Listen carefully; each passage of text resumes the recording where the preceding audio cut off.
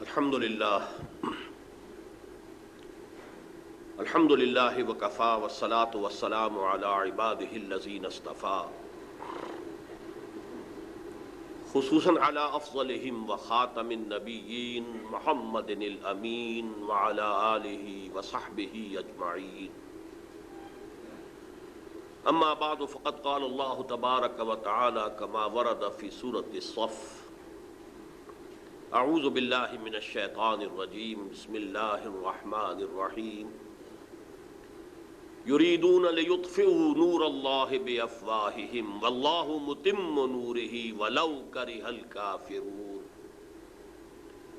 هو الذی ارسل رسولہ بالہدی ودین الحق لیظہرہ علی الدین کلہ ولو کرہ المشرکون صدق اللہ العظیم رب اشرح لی صدری ویسر لی امری واحلل عقدۃ من لسانی یفقہوا قولی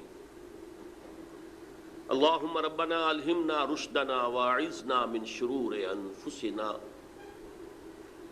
اللہم ارنا الحق حقا وارزقنا اتباعہ وارنا الباطل باطلا وارزقنا اجتنابہ اللہم وفقنا لما تحب وترضى اللہم وفقنا نقیم نظام الخلافت علی منہاج النبوت فی پاکستان اولا وفی کل العالم آخرا آمین یا رب العالمین۔ معزز حاضرین، آج کے اس اجتماع کے لیے اخباری اشتہار تو صرف ایک اخبار میں شائع کیا گیا، بنیادی طور پر یہ دعوت نامہ ہے کہ جس کو دیکھ کر آپ میں سے اکثر حضرات یہاں تشریف لائے ہوں گے۔ اس دعوت نامے کی عبارت اگر آپ کے ذہن میں ہے تو اس کے حوالے سے میری آج کی گفتگو کے 3 حصے ہیں۔ پہلا حصہ جو اس دعوت نامے میں اس طور سے درج ہے،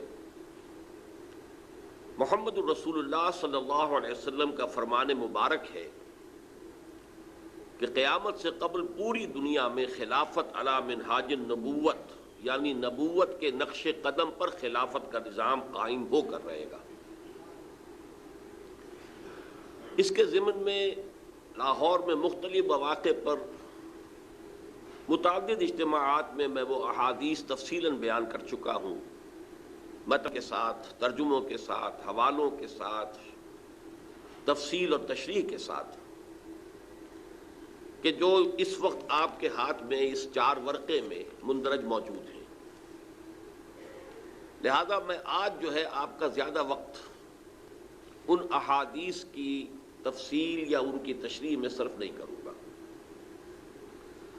مختصراً یہ کہ ایک حدیث مسند احمد ابن حنبل کی ہے جن میں حضور نے اپنے زمانے سے لے کر قیامت تک کے 5 ادوار گنوائے ہیں۔ پہلا دور سعادت، دور نبوت۔ دوسرا دور، دور خلافت علی منہاج النبوہ، جسے ہم خلافت راشدہ کے نام سے جانتے ہیں۔ حدیث کی اصطلاح ہے خلافت علی منہاج النبوہ۔ تیسرا دور ظالم بادشاہت، بنو امیہ، بنو عباس اور آل عثمان، ترکان عثمانی کی اگرچہ خلافت کہلاتی تھی لیکن حقیقت میں وہ ملوکیت تھی، اور ان میں جو بھی ملوکیت میں ہوتا ہے ظلم اور جبر بھی ہوئے ہیں۔ واقعہ حادثہ فاجعہ کربلا کا اسی زمانے میں ہوا، واقعہ حرہ ہوا، عبداللہ ابن زبیر رضی اللہ تعالیٰ عنہما شہید کیے گئے، سینکڑوں تابعی جو ہیں حجاج ابن یوسف کے ہاتھوں شہید ہوئے، وغیرہ وغیرہ، میں تفصیل میں نہیں جانا چاہتا۔ یہ تیسرا دور تھا۔ لیکن یہ کہ بہرحال جو بھی تھے بادشاہ، ان میں بہت اچھے لوگ بھی تھے، بہت برے بھی تھے مسلمان، کلمہ گو تھے۔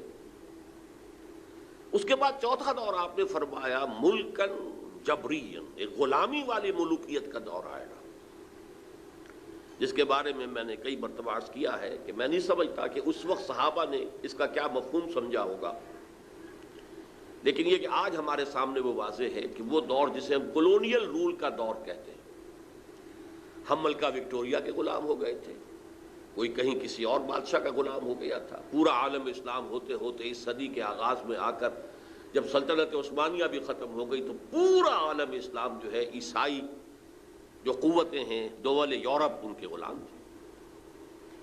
کوئی ایک یوں سمجھیے کہ صحرائے عرب بچ گیا تھا، اس لیے کہ وہاں ابھی وہ تیل نکلا نہیں تھا، ورنہ سب سے پہلے شامت اسی کی آئی ہوتی، لیکن وہ علاقہ بچ گیا. اس کے سوا تو پورا عالم اسلام جو ہے تو یہ چوتھا دور تھا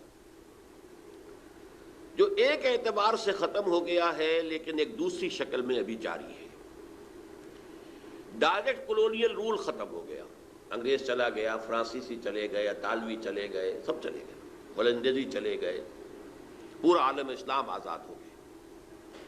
لیکن ایک تو ان کی ذہنی غلامی ابھی باقی ہے، ان کی علمی برتری باقی ہے، ٹیکنالوجی میں ان کو جو تفوق اور برتری حاصل ہے وہ موجود ہے.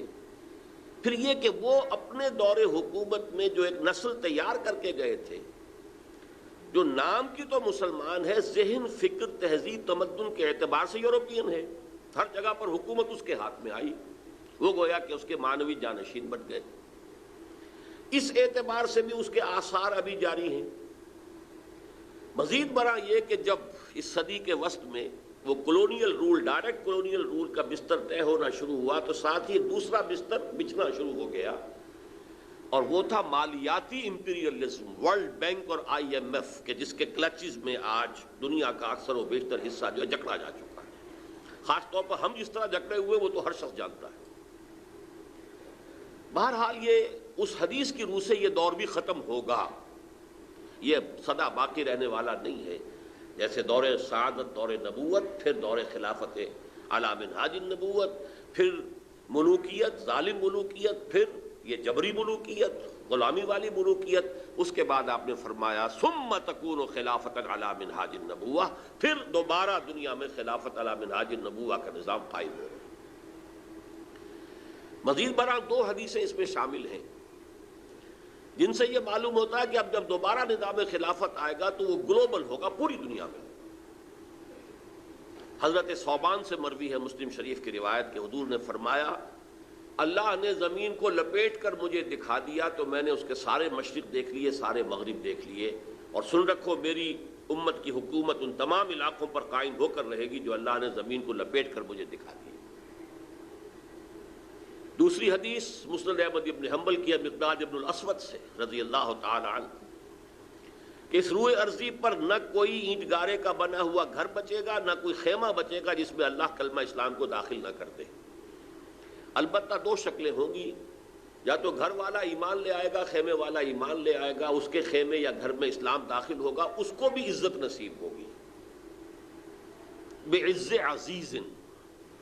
اور دوسری شکل یہ اگر وہ اسلام نہیں لائے گا تو اسے نیچے ہو کر رہنا پڑے گا، جزیہ دینا ہوگا، اسلام کی بالادستی جو ہے قبول کرنی ہوگی. گویا کہ اسلام تو اس کے گھر میں بھی داخل ہو گیا لیکن وہ بد نصیب بدبخت جو ہے محروم رہا بذل ذلیل. یہ احادیث بالکل واضح ہے اور ان میں چونکہ یہ آپ کو تقسیم کیا جا چکا ہے، جا کر غور سے ان کو پڑھیے گا، انہیں حرز جان بنائیے، انہیں یاد کیجیے، انہیں عام کیجیے، اس لیے کہ ہر چہار طرف سے مایوسیوں کے جو اندھیارے آتے ہیں اور وہ ہمارے جو ذہن اور شعور کے اوپر جو ہیں اس سے تاریکیاں طاری ہوتی ہیں، اس میں امید کی کرنیں جو ہیں وہ انہی احادیث کے حوالے سے جو ہیں وہ ہمارے دلوں کے اندر پیدا ہو سکتی ہیں. اور ظاہر بات ہے کہ نومیدی یا نا امیدی جو ہے وہ تو انسان کی قوت عمل کو ختم کر کے رکھ دیتی ہے. نہ ہو نومیدی زوال علم و عرفاں ہے، امید مرد مومن ہے خدا کے راستانوں میں. حالات تو ایسے نظر آتے ہیں کہ سبلنے دے مجھے ہے نا امیدی کیا قیامت ہے، کہ دامان خیال یار چھوٹا جائے ہے مجھ سے. نا امیدیوں کے نرغے جب آتے ہیں تو یہ امیدیں جو ہیں وہ چھوٹتی نظر آتی ہیں، لیکن بالآخر یہ ہو کر رہے گا، اس میں کسی شک و شبے کی گنجائش نہیں. جس شخص کو اس میں شبہ ہو میرے نزدیک اس کا ایمان مشتبہ ہے. اس سے اگلا قدم بھی ہے کہ جو اس کے اندر موجود ہے.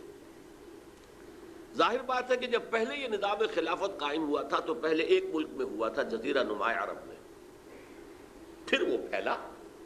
3 لشکر نکلے تھے دور صدیقی میں رضی اللہ تعالی عنہ، ایک مشرق کی طرف عراق کو فتح کرتے ہوئے ایران کی طرف، پھر ترکستان اس کی طرف، افغانستان کی طرف. ایک لشکر فلسطین سے نکل کر صحرائے سینا سے ہو کر مصر اور لیبیا ہوتے ہوتے اٹلانٹک تک، تیسرا سیدھا کوکیشیا کوہ قاف کی طرف۔ یہ کوہ قاف جو ہے چونکہ بہرحال اس زمانے میں تو بہت ہی جو سمجھیے کہ بہت مشکل تھا اس کو عبور کرنا، تو یہ شمالی جو کالم ہے یہ سیدھا شمال میں گیا، اس کی تو فتوحات کا دائرہ زیادہ وسیع نہیں ہوا، لیکن مشرق و مغرب فرام آکسس ٹل اٹلانٹک۔ اب بھی ظاہر بات ہے ہوگا یہی، اس لیے کہ بیک وقت پوری دنیا میں اس نظام کا قائم ہونا اگر ممکن ہوتا تو حضور کے دست مبارک سے ہو جاتا ہے، لیکن نہیں۔ اللہ تعالیٰ نے اس دنیا کو بنایا ہے تو اس کے کچھ قواعد ہیں، ضوابط ہیں، قوانین ہیں، فزیکل اینڈ کیمیکل چینج کے لاز ہیں، اس کے مطابق ہی چلاتا ہے۔ اکثر و بیشتر معجزات تو ہوتے ہیں ایسے کہ جو اس پورے سلسلے اسباب کو توڑ کر اللہ کی مشیت کو ظاہر کرتے ہیں، لیکن اکثر و بیشتر اللہ کی غیبی مدد بھی آتی ہے تو وہ اسباب کے پردوں میں آتی ہے عام طور پر۔ بہر صورت اب بھی ہوگا یہی کہ کسی ایک ملک سے ہوگا، کسی ایک علاقے سے ہوگا۔ ملک جو ہے وہ تو ہماری تقسیمیں ہیں، بلکہ ہماری کہاں وہ تو وہی کولونیل رول ہمیں تقسیم کر گیا ان ملکوں کے اندر، ورنہ پورا شمالی افریقہ، پورا مغربی ایشیا سلطنت عثمانیہ کے تحت ایک مملکت تھی، ایک مملکت تھی۔ کتنا بڑا چنک جو ہے مشرقی یورپ کا تھا، پورا شمالی افریقہ، پورا ویسٹ ایشیا، آٹومان امپائر، ایک سلطنت ایک مملکت۔ یہ جو چھوٹے چھوٹے چھوٹے چھوٹے ملک بنے کس نے بنائے؟ یہ وہی ویسٹرن امپیریلزم ہے کہ جو ہمیں توڑ کر اور ٹکڑے کر کے چلا گیا۔ تو ملک کی بات نہ کیجئے، علاقہ۔ اب وہ علاقہ کون سا ہوگا؟ اس کے لیے دو احادیث تو اس 4 ورقے میں درج ہیں۔ ایک حدیث کی روح سے حضور نے فرمایا کہ جب اس امت کے آخری اور سب سے بڑے مجدد کا ظہور ہوگا، حضرت مہدی جنہیں ہم جانتے ہیں، تو ان کی حکومت کو عرب میں قائم کرنے کے لیے فوجیں مشرق سے آئیں گی۔ یخرج ناس من المشرق یؤطئون للمہدی یعنی سلطانہ۔ معلوم ہوا کہ عرب کے مشرقی علاقے میں کہیں وہ پہلے نظام قائم ہو چکا ہوگا۔ ایک اور حدیث میں آتا ہے کہ جس میں گویا کہ پیشین گوئی ہے کہ یروشلم مسلمانوں کے ہاتھوں سے نکلا ہوا ہوگا اس وقت جیسے کہ آج ہے۔ حدیث کے الفاظ یہ ہیں کہ یخرج من خراسان رایات سود لا یردھا شیء حتی تنصب بإیلیا۔ خراسان کے علاقے سے سیاہ پرچم لے کر فوجیں چلیں گی اور یہ پرچم جا کر سیدھے یروشلم میں نصب ہو جائیں گے، کوئی ان لشکروں کا رخ موڑ نہیں سکے گا۔ آج وہ یروشلم یہودیوں کے قبضے میں ہے اور کوئی دن کی بات ہے، اندیشہ ہے کہ مسجد اقصیٰ جو ہے وہ شہید کی جائے، وہ اپنا سیکنڈ ٹیمپل جو ہے بلڈ کرنا چاہتے ہیں، نقشے تیار ہو چکے، ہر چیز اس کے لیے جو ہے پورا اہتمام ہو چکا۔ بہرحال یہ تو اشارات ہیں جو احادیث ہمارے پاس ہیں حوالوں کے ساتھ جو اس کے اندر درج ہیں۔ اب مشرق میں الحمدللہ کہ ہندوستان بھی مشرقی میں تھا، پاکستان اب مشرق میں ہے، افغانستان مشرق میں ہے۔ خراسان کا لفظ آیا ہے تو خراسان جو ہے حضور کے زمانے میں ایک بہت بڑے علاقے کا نام تھا، جس کا یوں سمجھیے کہ نیوکلیس تو موجودہ افغانستان تھا، کچھ علاقہ پاکستان کا بھی اس میں شامل تھا، جو مالاکنڈ ڈویژن ہے پاکستان کا شمالی، جہاں وہ شریعت کی تحریکیں چلتی رہتی ہیں اور بڑا وہاں پر جو ہے ہنگامہ بھی رہا ہے۔ اور یہ تھوڑا سا علاقہ ایران کا بھی شامل تھا جو اب بھی خراسان کے پروونس کی حیثیت سے وہ جانا جاتا ہے۔ اور پھر یہ کہ یہ ترکی ریاستیں بھی اس کے اندر شامل تھی، یہ خراسان تھا۔ اس کے بارے میں فرمایا کہ وہاں سے فوجیں جائیں گی۔ اس کے علاوہ ایک حدیث کوئی ہے کہ جس کا حوالہ مجھے نہیں مل سکا، لیکن یہ کہ علامہ اقبال نے چونکہ اس کا اشارہ کیا ہے کہ میرے وطن کو آئی ٹھنڈی ہوا جہاں سے، میرا وطن وہی ہے، میرا وطن وہی ہے۔ جبکہ وہ ہندوستان کا جو ہے راگ الاپ رہے تھے، اس کو بھی کہا میرے عرب کو آئی ٹھنڈی ہوا جہاں سے۔ میں نے بعض عربوں سے وہاں میرا چونکہ ملاقات کا موقع ملتا ہے امریکہ وغیرہ میں، تو ہر ملک سے جو ہے لوگ آئے ہوئے ہیں، وہ کہتے ہیں ہے ایسی حدیث کہ حضور نے فرمایا تھا مجھے ہندوستان کی طرف سے ٹھنڈی ہوا آ رہی ہے۔ بہرحال لیکن اس کا چونکہ حوالہ نہیں ملا ہے تو میں نے صرف یہ کہ علامہ اقبال کے اس شعر کے حوالے سے تو معلوم ہوتا ہے کہ اس مشرقی خطے کے اندر وہ نظام پہلے قائم ہوگا اور پھر یہاں سے وہ پھیلے گا۔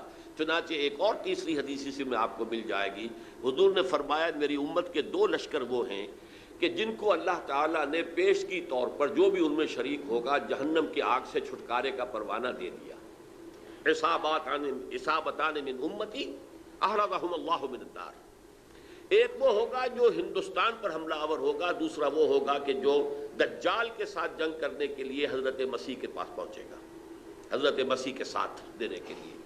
اب اس سے بھی گمان یہی ہوتا ہے کہ یہی خراسان کا علاقہ، یہ افغانستان، اس کے ساتھ ملحد پاکستان، یہاں سے ظاہر بات ہے کہ پھر ہمیں ہندوستان کو بھی فتح کرنا ہوگا، یہ دارالاسلام رہا ہے۔ تو گویا کہ ایک حدیث میں دو لشکروں کا ذکر جمع کرنا جو ہے اشارہ کر رہا ہے کہ یہ اس دور سے متعلق ہے، ورنہ یہ کہ ہندوستان پر تو بہت سے لشکر آئے ہیں، محمود غزنوی بھی آئے ہیں، ان کے حملے ہوئے ہیں، محمد غوری بھی آئے ہیں، سب سے پہلے محمد ابن قاسم آئے ہیں، تو یہ تو بہت لوگ آئے ہیں، لیکن یہ کہ اصل میں ایک حدیث میں دو کا جمع ہونا جو ہے وہ ادھر اشارہ کرتا ہے کہ یہ اس وقت جب ایک نیوکلیس بن چکے گا خلافت علی منہاج النبوہ کا، تو جیسے جزیرہ نما عرب سے شرق و غرب میں فوجیں چلی تھیں، ایسے ہی مشرق میں ہمارے ہندوستان ہے، اور مغرب کے اندر جو ہے یہ ہوتے ہوئے اور ایلیا تک وہ فوجیں پہنچ جائیں گی، اور یروشلم جو ہے اس کو یہودیوں کے قبضے سے واگزار کرائیں گی۔ یہ احادیث اس میں موجود ہے، لیکن اب جو میرے اس دعوت نامہ جو اب میں جس کا تذکرہ کر رہا تھا اس کا دوسرا حصہ شروع ہوتا ہے۔ ادھر پاکستان اسی مقصد سے حاصل کیا گیا تھا کہ یہاں اسلامی نظام یعنی خلافت قائم کی جائے گی، لیکن ہم اپنی بدعمالیوں کے باعث تاحال مخالف سمت میں سفر کر رہے ہیں، اور اب حالات بتا رہے ہیں کہ تخت یا تختہ کے مصداق یا یہاں خلافت قائم ہوگی اور یہ عالمی خلافت کا نقطہ آغاز بنے گا، یا پھر یہ ملک ختم ہو جائے گا۔ گویا اب معاملہ دوڑو زمانہ چال قیامت کی چل گیا والا ہے، اور فوری طور پر قبر کسنی لازم ہے۔ اس دعوت نامے کے اس مرکزی حصے کے بارے میں آج اس وقت کچھ ذرا تفصیل سے گفتگو کرنا چاہتا ہوں، اور یوں میں کہہ سکتا ہوں اس وقت کہ سلطنت خداداد پاکستان یا ملت اسلامیہ پاکستان کا ایک مرثیہ ہے جو مجھے کہنا ہے موجودہ حالات کے پیش نظر، لیکن یہ مرثیہ میں قرآن مجید کے الفاظ میں پیش کرنا چاہ رہا ہوں، جس کے لیے تمہیداً میں پہلے آپ کو یہ بتانا چاہتا ہوں۔ سورہ انبیاء کی ایک آیت ہے، آیت نمبر 10، لَقَدْ أَنزَلْنَا إِلَيْكُمْ كِتَابًا فِيهِ ذِكْرُكُمْ أَفَلَا تَعْقِلُونَ، ہم نے تمہاری جانب ایک کتاب نازل کر دی، اس میں تمہارا ذکر موجود ہے، تو کیا تم عقل سے کام نہیں لیتے، غور نہیں کرتے، سوچ بچار سے کام نہیں لیتے؟ اب اس آیت کا ایک مفہوم تو یہ ہو سکتا ہے کہ ذکر لکم مراد ہو، یعنی تمہارے حصے کی نصیحت، ہدایت، تذکرہ اس قرآن میں ہے، وہ ٹھیک ہے، لیکن ذکرکم اس میں اشارہ ایک اور بات کی طرف بھی آتا ہے کہ یہ جتنے بھی اقوام عالم آئیں گے ان کا ذکر قرآن مجید میں موجود ہے، اور اس کی تائید ہوتی ہے، توثیق ہوتی ہے، تاکید ہوتی ہے ایک حدیث سے، وہ حدیث کے جو قرآن حکیم کی عظمت پر، نبی اکرم صلی اللہ علیہ وسلم کے سب سے جامع اور سب سے مفصل بیان پر مشتمل ہے، فصاحت و بلاغت کی معراج۔ حضرت علی اس کے راوی ہیں رضی اللہ تعالیٰ عنہ، کہ حضور نے فرمایا انہا ستکون فتنۃ، عن قریب ایک بہت بڑا فتنہ رونما ہوگا۔ حضرت علی فرماتے ہیں کہ میں نے عرض کیا مل مخرج منہا یا رسول اللہ، اے اللہ کے رسول یہ بتائیے اس سے نکلنے کا راستہ کون سا ہوگا؟ ایک لمحے کے لیے توقف کیجئے، میں یہاں یہ توجہ دلایا کرتا ہوں کہ ہم اگر ہوتے، ہمارے مزاج کا اور صحابہ کے مزاج کا فرق کیا ہے؟ ہم ہوتے تو کیا پوچھتے؟ یہ حضور یہ فتنہ کیوں ہوگا، کب ہوگا، کدھر سے آئے گا، کیسے آئے گا؟ ہمارے تو سوالات یہ ہوتے جو سب معلوماتی نوعیت کی چیزیں ہیں، جن کا کوئی تعلق عمل سے نہیں ہے۔ صحابہ کا معاملہ کیا تھا؟ حضرت علی نے ان میں سے کوئی سوال نہیں کیا، کب آئے گا، کیوں آئے گا، کدھر سے آئے گا، کیسے آئے گا، کچھ نہیں۔ جو عملی سوال تھا مل مخرج منہا یا رسول اللہ، اے اللہ کے رسول جب آپ نے فرما دیا کہ بہت بڑا فتنہ ہوگا تو ہمیں تو اب یہ سمجھنا ہے کہ وہاں سے نکلنے کا راستہ کون سا ہوگا۔ بس اس کے جواب میں وہ حدیث ہے کتاب اللہ، تمام فتنوں سے نکالنے والی اللہ کی کتاب، فیہ نبأ ما قبلکم وخبر ما بعدکم وحکم ما بینکم، اس میں تم سے پہلے جو لوگ گزرے ان کے حالات بھی یہ تو سب جانتے ہیں، قوم نوح اور قوم ہود اور قوم عاد، اور نہ معلوم کس کس کا اقوام کا تذکرہ ہے، وہ خبروں ما بعدکم جو تمہارے بعد ہونے والا ہے اس کی خبریں بھی موجود ہیں، وحکم ما بینکم، اور جو بھی تمہارے مابین قیامت تک اختلافات رونما ہوں گے ان سب کا فیصلہ بھی موجود ہے۔ بڑی عظیم حدیث ہے، وَهُوَ الذِّكْرُ الْحَكِيمُ وَهُوَ الصِّرَاطُ الْمُسْتَقِيمُ وَهُوَ حَبْلُ اللَّهِ الْمَتِينُ لَا تَنْقَضِي عَجَائِبُهُ وَلَا يَشْبَعُ مِنْهُ الْعُلَمَاءُ وَلَا يَخْلُقُ عَنْ كَثْرَةِ الرَّدِّ۔ اور آخری الفاظ تو بلاغت کی انتہا ہے، من قال به صدقہ ومن عمل به اجرا ومن حکم به عدلا ومن دعا الیہ ہدی الی صراط مستقیم۔ جس نے کوئی بات کہی اس قرآن کی بنیاد پر اس نے سچ کہا، جس نے عمل کیا اس کا اجر محفوظ ہے، جس نے کوئی فیصلہ کیا قرآن کی بنیاد پر اس نے عدل کیا، اور جس نے قرآن کی طرف بلایا اس کی ہدایت ہو گئی، کسی اور کی ہو نہ ہو اس کی ہدایت گارنٹیڈ ہے جو قرآن کی طرف بلانے والا ہے۔ یہ حدیث ہے کہ جس میں خبر و ما بعدکم کے الفاظ موجود ہیں، بلکہ میں تذکرہ کر دوں یہ حدیث ایک اور شان سے وارد ہوئی ہے طبرانی کی معجم کبیر میں۔ وہاں یہ حدیث اس طور سے آئی ہے کہ حضرت جبرائیل نے حضور سے یہ فرمایا، یا محمد امتک بعدک، اے محمد صلی اللہ علیہ وسلم یہ آپ کی امت کا آپ کے بعد کیا بنے گا؟ حضور نے اس پر پوچھا مل مخرج منہا یا جبرائیل، کہ جبرائیل تم نے بات تو بہت اہم کہی ہے، ابھی تو میں ہوں انا بین اظہرکم، ابھی تو ہے مسلمانوں میں تمہارے مابین ہوں، لیکن ایک وقت تو آئے گا۔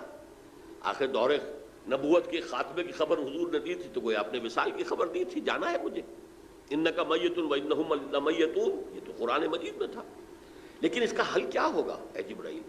تب انہوں نے کہا ہے کتاب اللہ فیہ نبأ من قبلکم و خبر ما بعدکم و حکم ما بینکم، یہ پوری حدیث۔ تو یہ ایک اور ہی شان کے ساتھ یہی روایت آتی ہے۔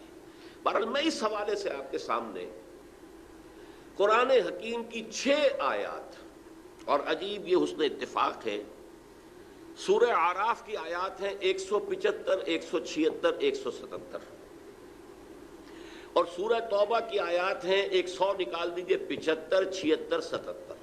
یہ آئینہ ہے اس وقت میرے اور آپ کے لیے، ملت اسلامیہ پاکستان کے لیے، سلطنت خدا داد پاکستان کے لیے۔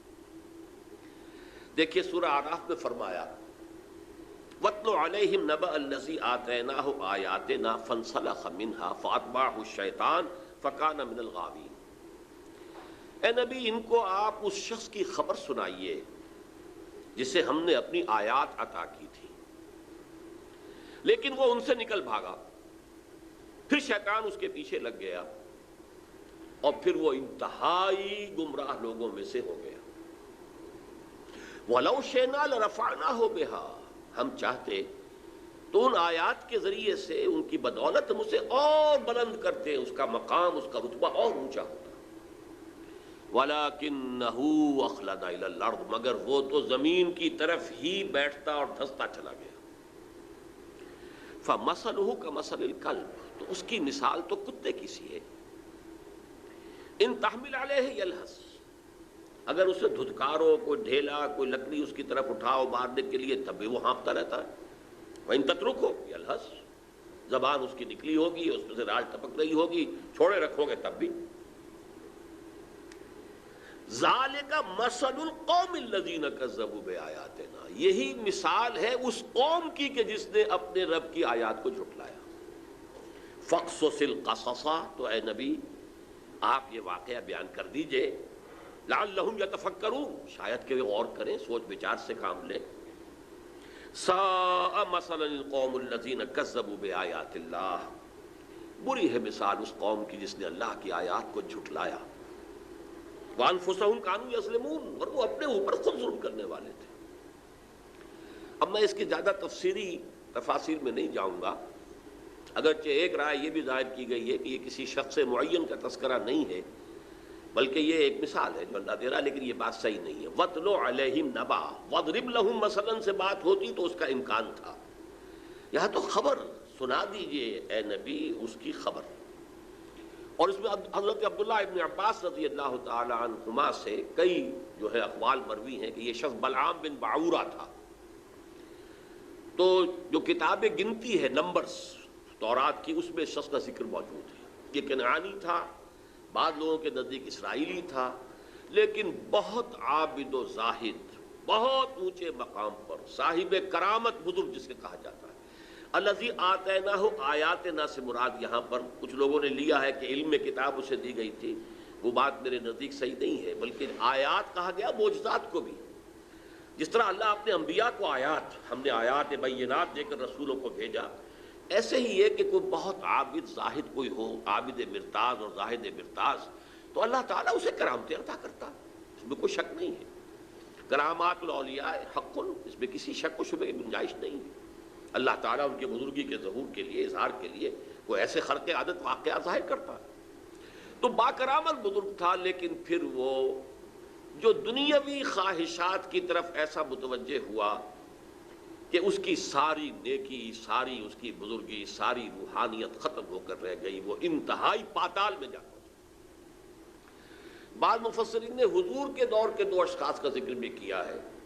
امیہ ابن ابی صلت ایک بہت بڑا شاعر تھا کہ جس کی اشعار میں توحید رچی بسی ہوئی تھی، توقع یہ تھی کہ تو حضور کا سب سے بڑا جو ہے وہ سپورٹر بن جائے گا، لیکن نہیں، مخالف ہو گئے۔ اسی طریقے سے ابو عامر راہب تھا، جیسے ورقہ ابن نوفل مکے میں تھے، تو وہ جا کر جو ہے وہ شام میں انہوں نے عیسائیت اختیار کی، اور وہ بہت بڑے عالم تھے، کان یکتب التوراۃ بالعبرانیہ۔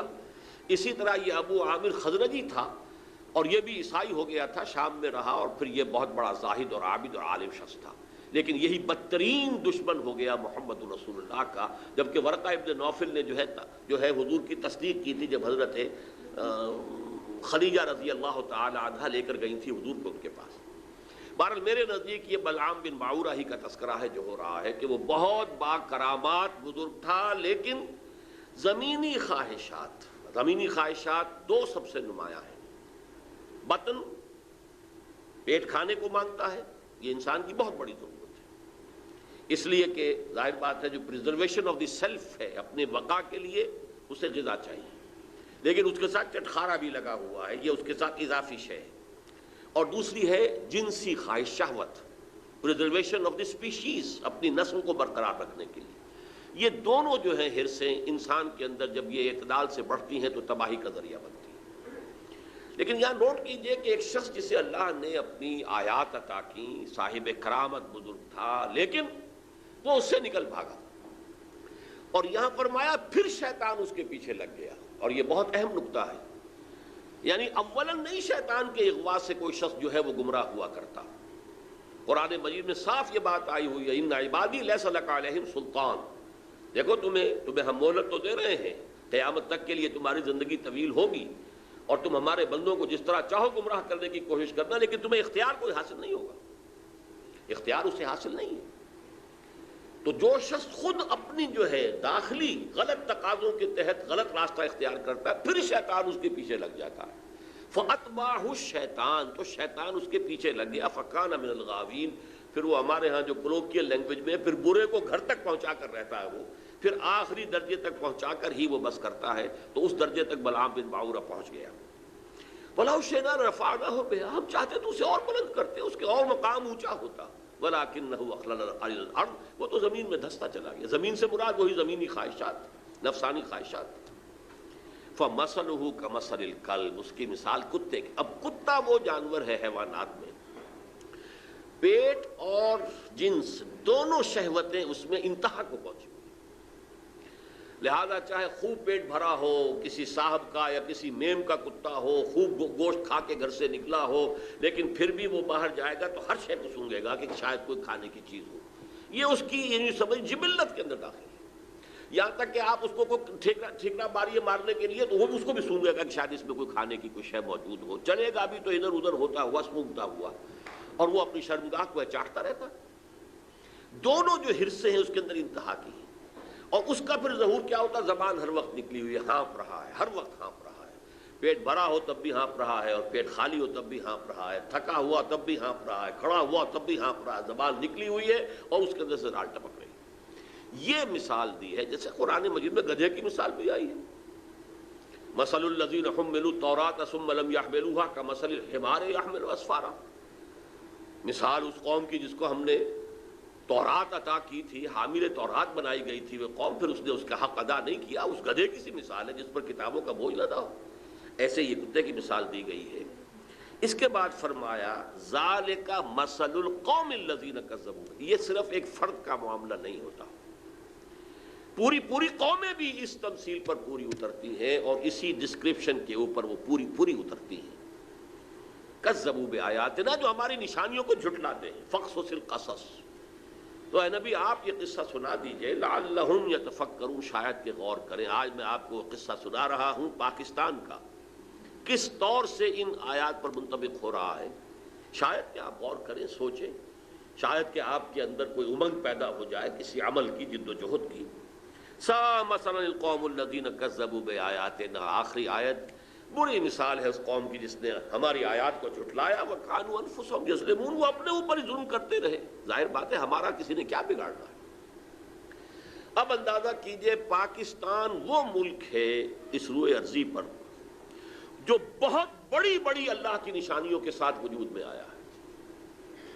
سب سے پہلی نشانی 27ویں رمضان کو اس کا قیام عمل میں آیا، غور کیجئے، جو بہترین رات ہو سکتی تھی، فیہا یفرق کل امر حکیم، جس میں کہ تمام جو بھی اللہ تعالیٰ کے پختہ فیصلے ہیں وہ کیے جاتے ہیں۔ پاکستان 27ویں شب رمضان مبارک کی، اس میں اس کا وجود ہے۔ پھر غور کیجئے کیسے قائم ہوا۔ کوئی امید کچھ عرصے پہلے بھی نہیں تھی کسی کو کہ پاکستان قائم ہو جائے گا۔ عام طور پر سمجھا گیا تھا یہ مسلم لیگ نے بارگیننگ کے لیے اتنی بڑی بات کر لی ہے، کوئی لے دے کر معاملہ ہو جائے گا۔ اور سب سے بڑی بات یہ کہ خود ایک سال پہلے Quaid Azam cabinet mission plan کو تسلیم کر چکے۔ اس کا کیا مطلب تھا کہ کم سے کم 10 سال کے لیے ایک آزاد پاکستان کا وجود مؤخر ہو گیا۔ نظری طور پر 10 سال کے بعد امکان تھا، لیکن ایک مرتبہ مرکزی حکومت ایک وحدت کے ساتھ اگر وجود میں آ جاتی تو پنڈت نہرو نے جو کہا تھا سچ تو وہی تھا، نکل جاتی ہے جس کی منہ سے سچی بات مستی میں، اس نے وہ سچ کہہ دیا، جس کی وجہ سے پھر قائد اعظم نے جو تسلیم کر لیا تھا کیبنٹ مشن پلان کو، پھر اس سے آپ نے رجوع کیا کہ اس نے کہہ دیا تھا ایک دفعہ بن جائے پھر کون کسی کو علیحدہ ہونے دیتا ہے۔ اس پر پھر قائد اعظم نے پسپائی اختیار کی، ورنہ اگر وہ خاموش رہتا تو کم سے کم 10 سال تک کوئی امکان نہیں تھا، اور اس 10 سال میں ہندو قوم نے کیا کرنا تھا اس کا آپ تصور بھی نہیں کر سکتے۔ پھر سوچئے پاکستان قائم ہوا، ہندو قوم ہمارے سے کس قدر تعداد میں زیادہ، تعلیم میں زیادہ، دولت میں زیادہ، تنظیم میں زیادہ، کس قدر منظم قوم تھی، کس قدر تعلیم یافتہ قوم تھی، کتنی ان کے اندر ایک یکجہتی موجود تھی۔ پھر کانگریس جیسی جماعت، بہت بڑی جماعت، اس میں کوئی شک نہیں، بہت بڑی عوامی جماعت، جس کے ساتھ یہ کہ لیڈرز کی سیکنڈ لائن کی یوں سمجھیے کہ ایک بڑی قطار موجود تھی۔ یہ نہیں تھا کہ مسلم لیگ بس ایک بگولے کی طرح ایک تحریک کے طور پر اٹھی ہے، اس نے جو بھی حاصل کر لیا، ورنہ مسلم لیگ اصل میں ایک جماعت کی شکل میں منظم ہو ہی نہیں پائی تھی۔ یہی وجہ ہے کہ پتاشے کی طرح گھل گئی پاکستان میں آتی۔ لیکن یہ کانگریس اور گاندھی جیسا لیڈر، ہم بہرحال اس کے بارے میں جو بھی رائے رکھتے ہوں، لیکن یہ ہندوؤں کا مہاتما اور پوری دنیا کے اندر اس کی ایک عظمت تسلیم کی جاتی ہے۔ اور چند مہینے پہلے اس نے کہا تھا کہ پاکستان صرف میری لاش پر بن سکتا ہے۔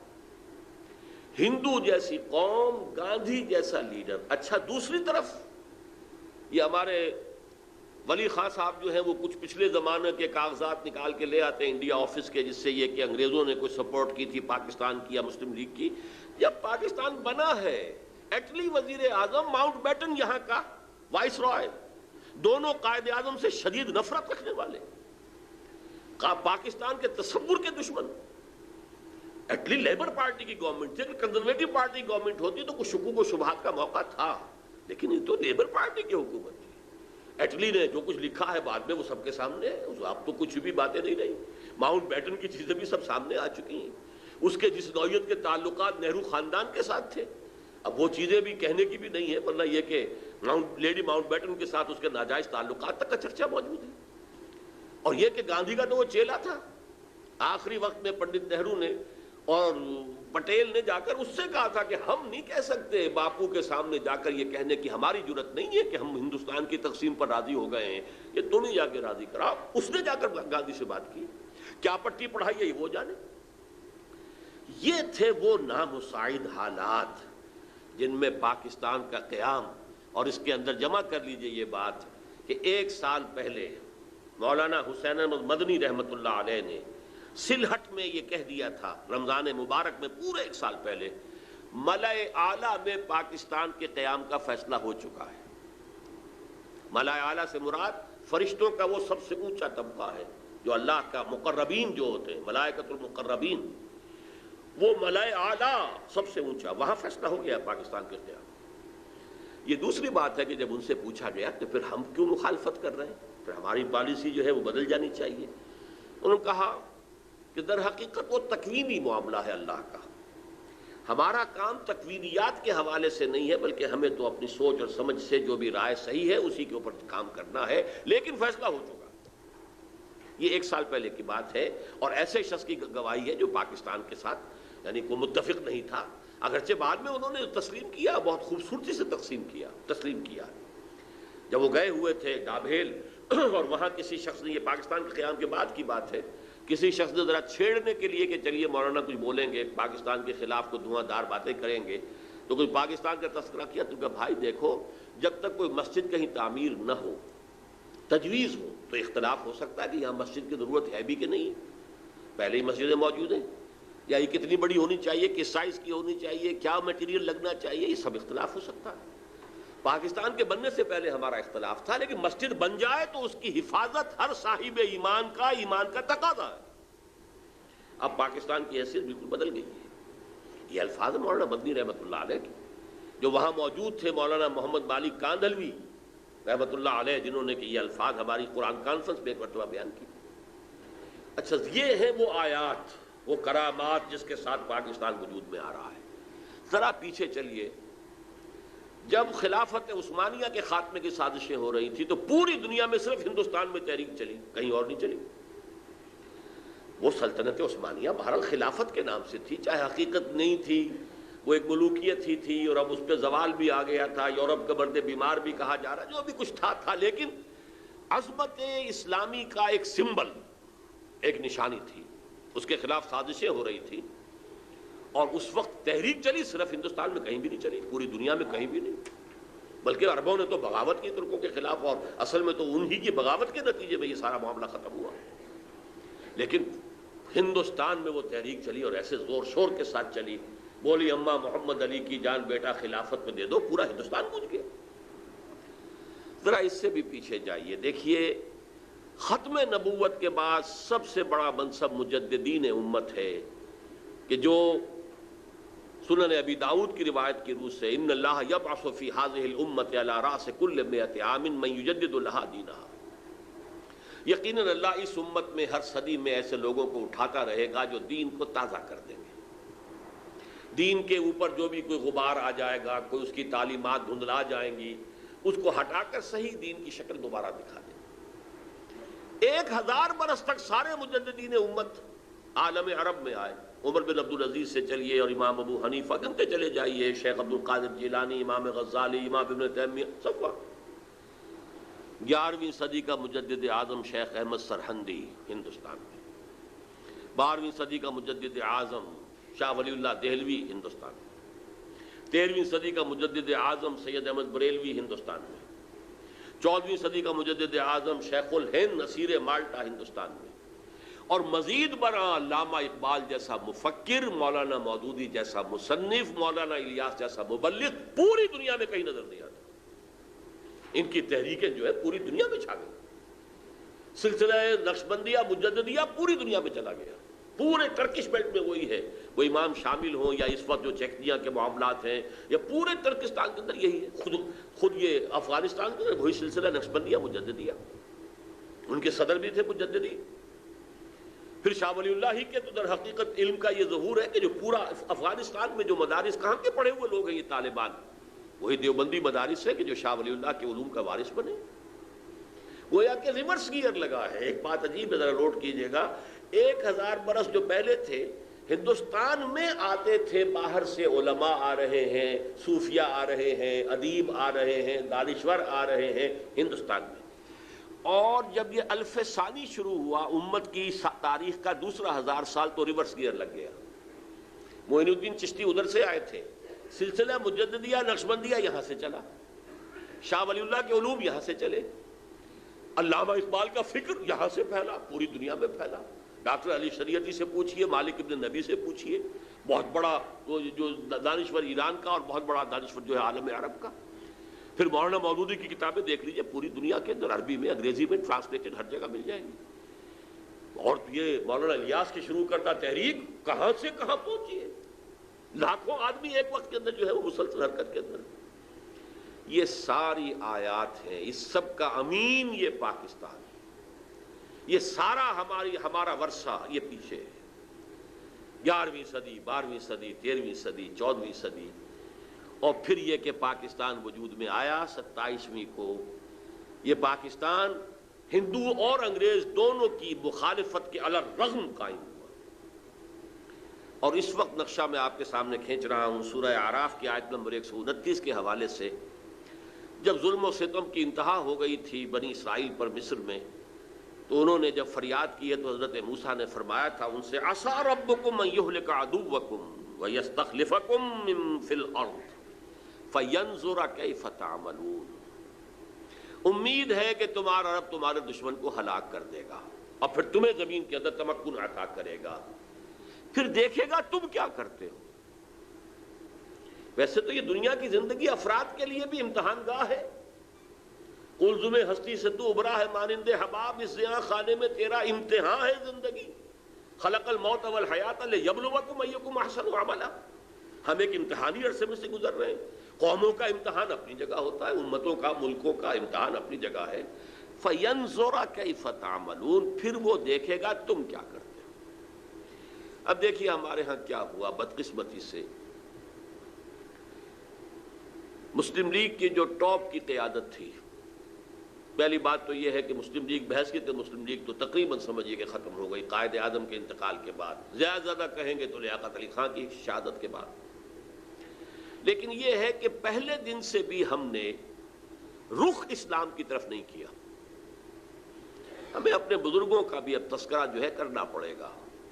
میں قائد اعظم کو ہرگز دھوکے بعد آدمی نہیں سمجھتا، جھوٹا نہیں سمجھتا، صاحب کردار آدمی تھے۔ میری تعویل یہ کہ انہوں نے یہ سمجھا تھا کہ اگر پاکستان ایک نوزائیدہ مملکت ہے، ہم نے فوراً اسلام کا ڈنکا بجا دیا اور نعرہ لگا دیا تو پوری دشمن قوت جو ہے ہمیں دبوچ لے گی ایک دم۔ لہذا اب جب کہ ایک ایسا ملک وجود میں آ گیا جہاں غالب اکثریت مسلمانوں کی ہے، تو خالص سیکولر اصول سے بھی تو یہاں اسلام ہی آئے گا نا۔ سیکولر اصول کیا ہے کہ لوگوں کی اکثریت جو چاہے گی ہوگا، یہی اصول ہے۔ لوگوں کی اکثریت جو قانون بنانا چاہتی ہے بنائے گی، جو نافذ کرانا چاہتی کرائے گی، یہ سیکولرزم ہے۔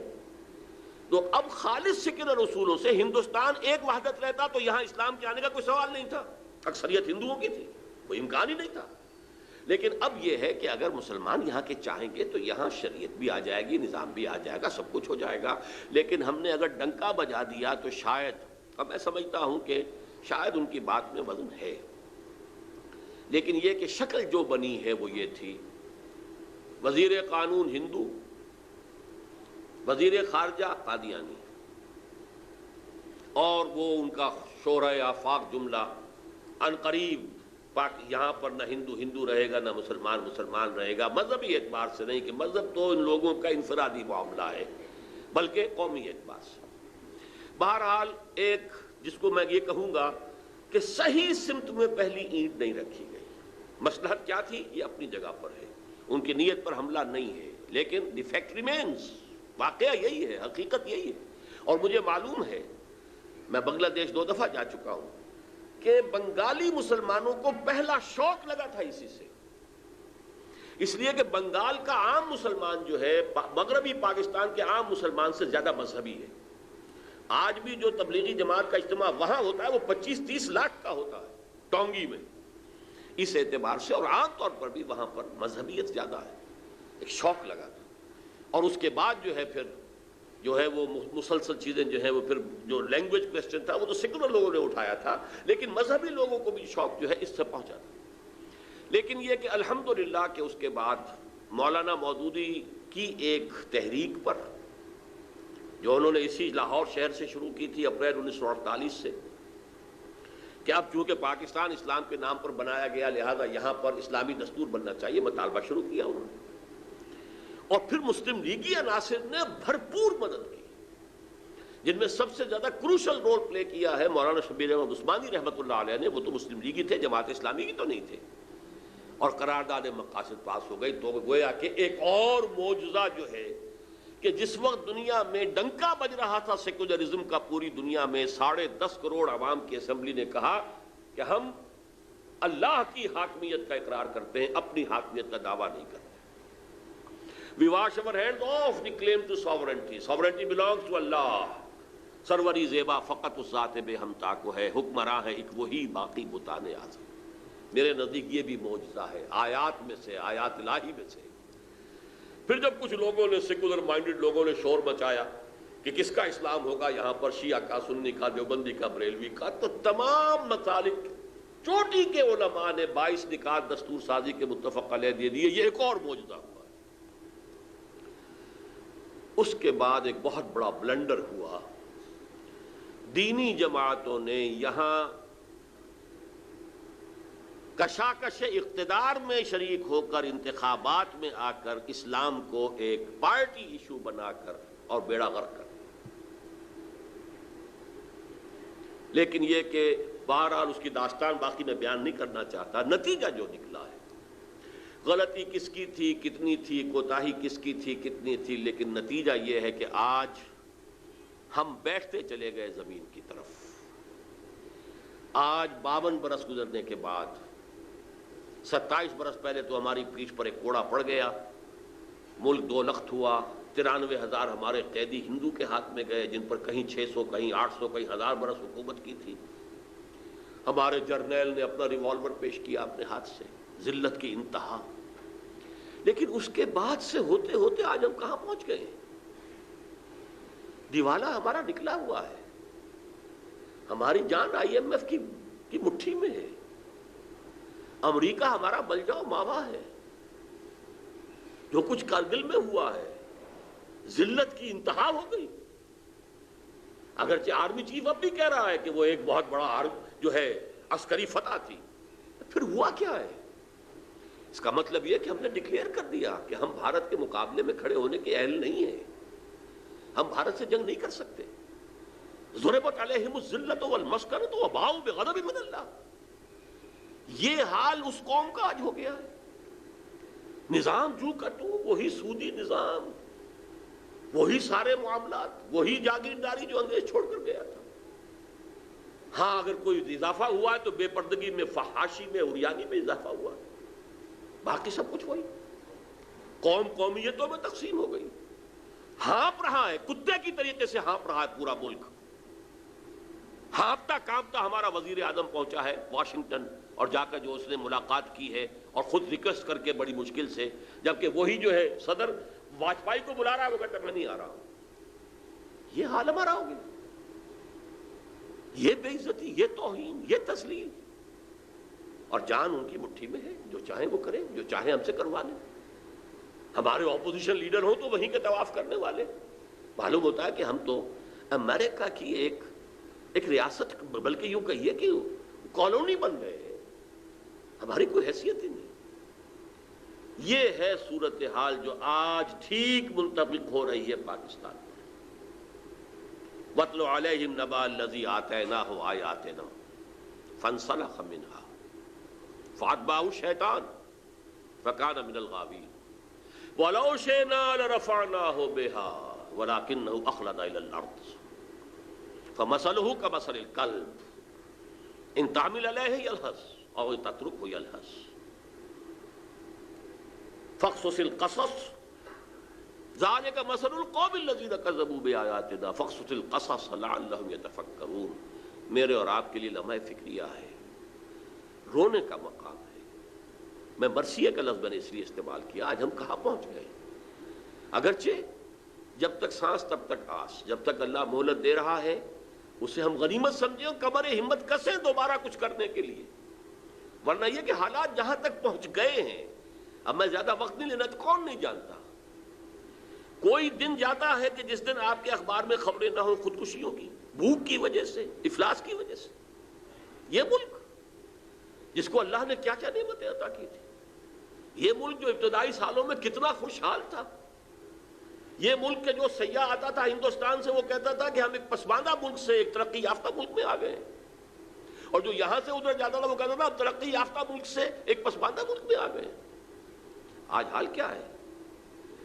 مشرقی پنجاب کے اندر تمام فارمرز کے لیے بجلی مفت، صرف مشرقی پنجاب کافی ہے پورے ہندوستان کو فیڈ کرنے کے لیے۔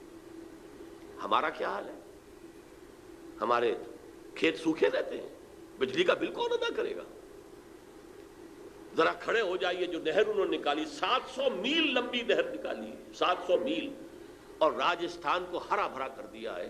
کوئی کھڑا ہو سندھ کی سرحد پر، تھرپارکر کی سرحد پر، تو ادھر نظر آئے گا ٹیبے ٹیبے اور ریت ہی ریت، اور ریگستان ادھر گل و گلزار ہے۔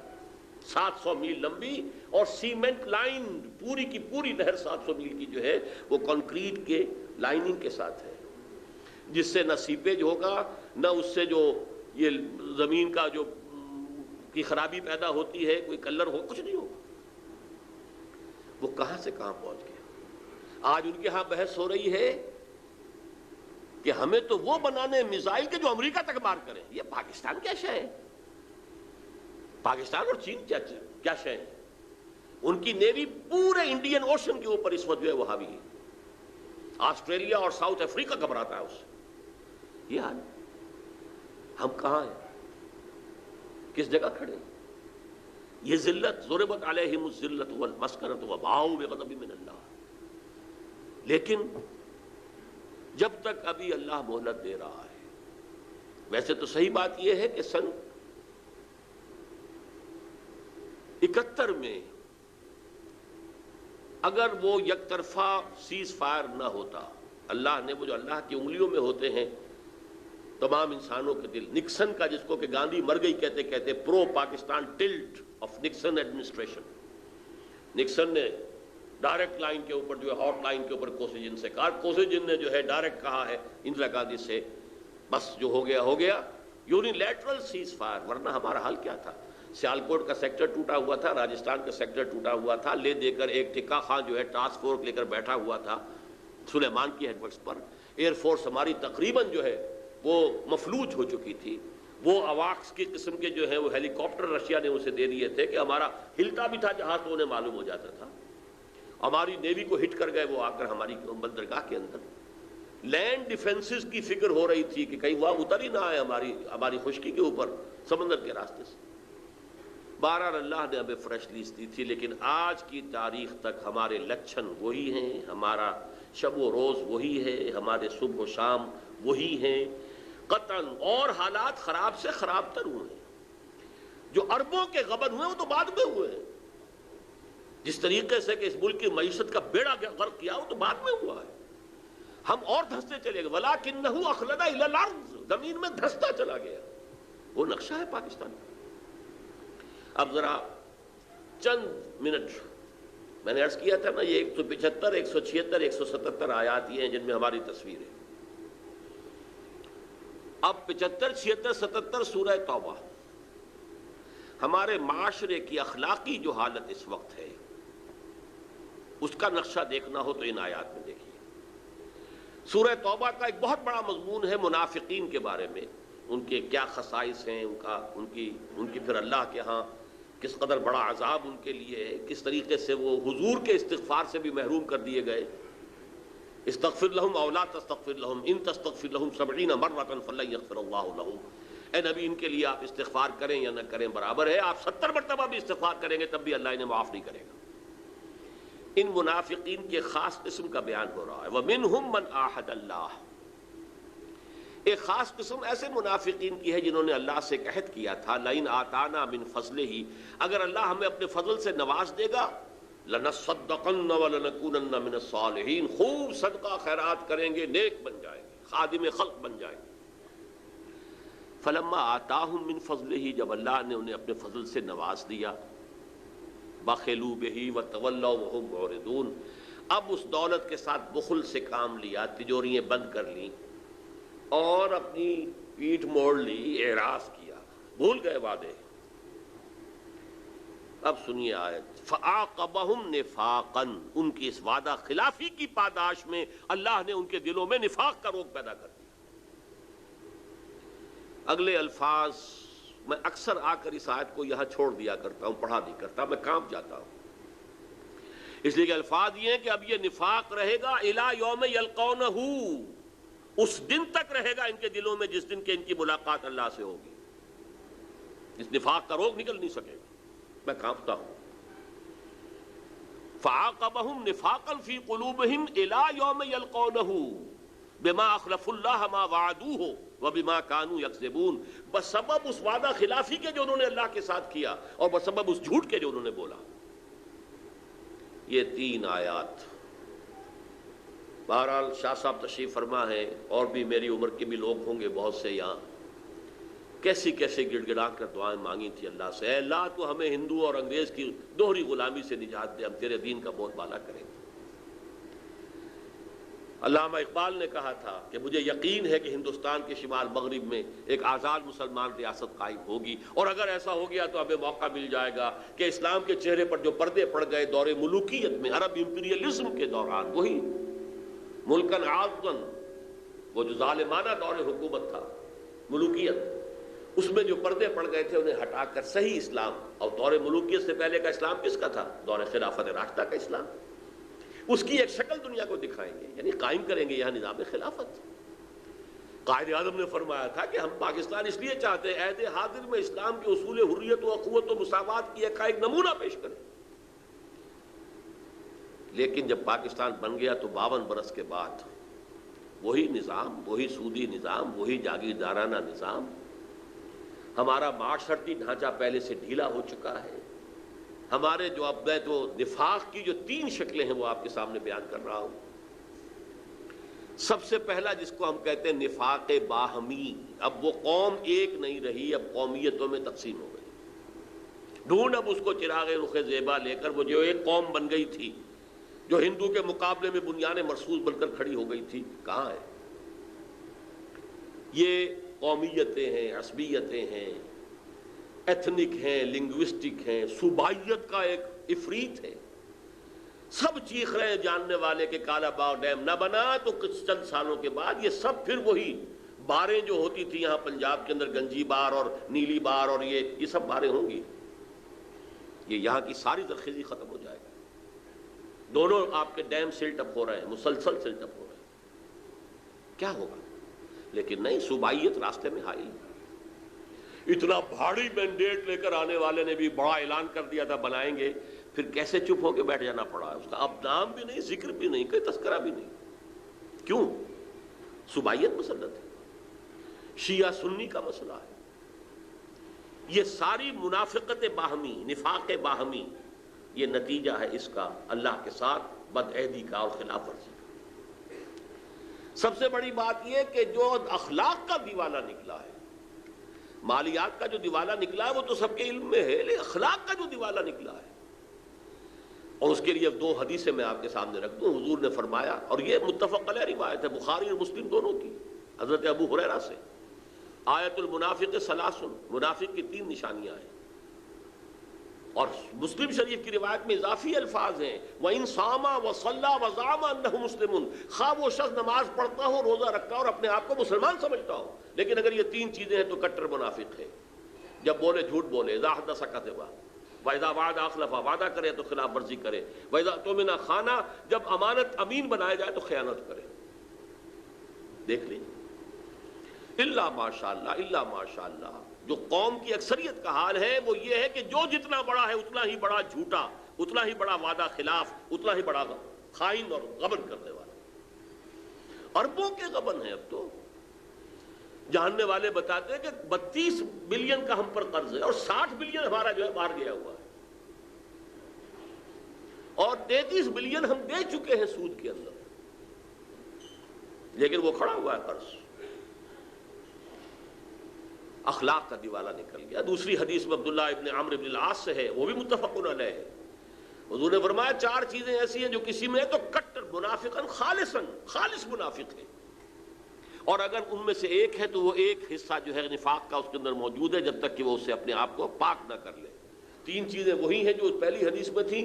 چوتھی یہ کہ وَإِذَا خَاصَمَ فَجَرَ، جب کہیں جھگڑا ہو جائے تو فوراً جو ہے تو تکار پر اور غالب گروج پر اتر آئے، آپے سے باہر ہو جائے. دیکھ لیجیے، یارڈ سٹک لے لیجیے ہاتھ میں، معاشرے کو ناپ لیجیے. میں بڑے دکھی دل کے ساتھ کہہ رہا ہوں، اس وقت روئے ارضی کی سب سے بڑی منافق قوم مسلمانوں نے پاکستان، یہ شکل کہیں دنیا میں نظر نہیں آئے گی. تیسری منافقت کا جو سب سے بڑا ہمارا ہے، کسی ملک کا سب سے سیکریٹ ڈاکومنٹ ہوتا ہے دستور، اور ہمارا دستور منافقت کا پلندہ ہے. پورا اسلام اس میں موجود ہے، قرارداد مقاصد موجود ہے، یہ دفعہ موجود ہے 227 کے یہاں کوئی کتاب و سنت کے خلاف قانون سازی نہیں ہو سکتی، کوئی منافی قانون رہ نہیں سکتا. لیکن اس کو باندھ دیا ہے آئیڈیالوجی کونسل کے ساتھ، وہ اس کے اوپر رپورٹیں دیتی رہے گی. رپورٹوں کا کیا حشر ہوگا؟ خالی چپ. ضیاء الحق نے بنایا فیڈرل شریعت کورٹ کہ جو بھی یہ عدالت فیصلہ کر دے گی کہ یہ قانون خلاف کتاب و سنت ہے وہ کل عدم ہو جائے گا، لیکن اسے ہتھکڑیاں پہنا دی، بیڑیاں پہنا دی. دستور تمہارے دائرے سے خارج، اور جو عدالتی قوانین ہے پروسیجرل لاز وہ تمہارے دائرے سے خارج. پرسنل لا مسلم، فیملی لاز تمہارے دائرے سے خارج، مالی قوانین بھی 10 سال کے لیے خارج. وہ 10 سال کی ہتھکڑی کھلی تھی تو فیڈرل شریعت کورٹ نے سود کے بارے میں، بینک انٹرسٹ کے بارے میں فیصلہ دیا تھا، لیکن اس کو بھی آج کتنے سال ہو گئے. تاخیر، تعویق، جھوٹے وعدے. میرے سامنے بیٹھ کر کہا تھا میاں محمد شریف نے 6 مہینے کے اندر ختم کرو سود کو، اور یہ دونوں بھائی جو ہیں شہباز شریف اور نواز شریف کہہ کر گئے تھے 1 سال کے اندر ہم ختم کر دیں گے. وہ 2.5 سال ہو چکے ہیں، اور ابھی تک تو وہ جو سپریم کورٹ کی اپیلیٹ بینچ ہے اس کا فیصلہ نہیں آیا. پتہ نہیں کیا شکل ہے، آیا ہے کہ نہیں آیا ہے. اور اگر نہیں آیا ہے 1 مہینے کے اندر اندر اسے آنا چاہیے تھا عدالت کے کھلنے کے بعد، تو کہیں ایسا ہی نہ ہو کہ اثر نو ہیئرنگ شروع ہو جائے. بہرحال یہ ہے ہماری منافقت کے 3 پہلو جو میں نے آپ کے سامنے گنوا دیے. لیکن جیسا کہ میں نے عرض کیا تھا، جب تک سانس تب تک آس. راستہ کیا ہے؟ ابھی ہمارے لیے مہلت ہے، جب تک اللہ تعالیٰ نے ہمیں مہلت دے رکھی ہے.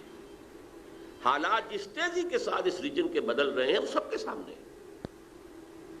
امریکہ فیصلہ کن طور پر اب بھارت کی پشت پر ہے، ہم سے اسے کوئی سروکار نہیں رہا سوائے ڈانٹنے کے، ڈپٹنے کے.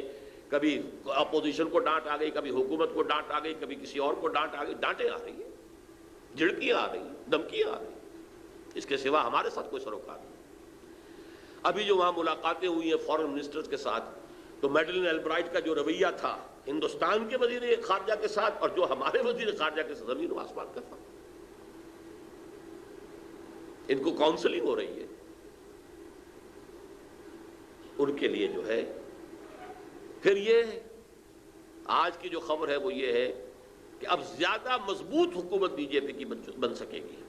تقریباً جو ریزلٹس جو ہیں جو آئے ہیں، اب ان کی پوزیشن ایسی ہو گئی ہے کہ شاید انہیں، خیر وہ ایبسولوٹ میجورٹی بی جے پی کی تو نہیں، اس کے الائز کے ساتھ جو ہے، لیکن بہت مستحکم حکومت ہوگی. وہ اتنی باریک، وہ اتنی کمزور حکومت نہیں ہوگی.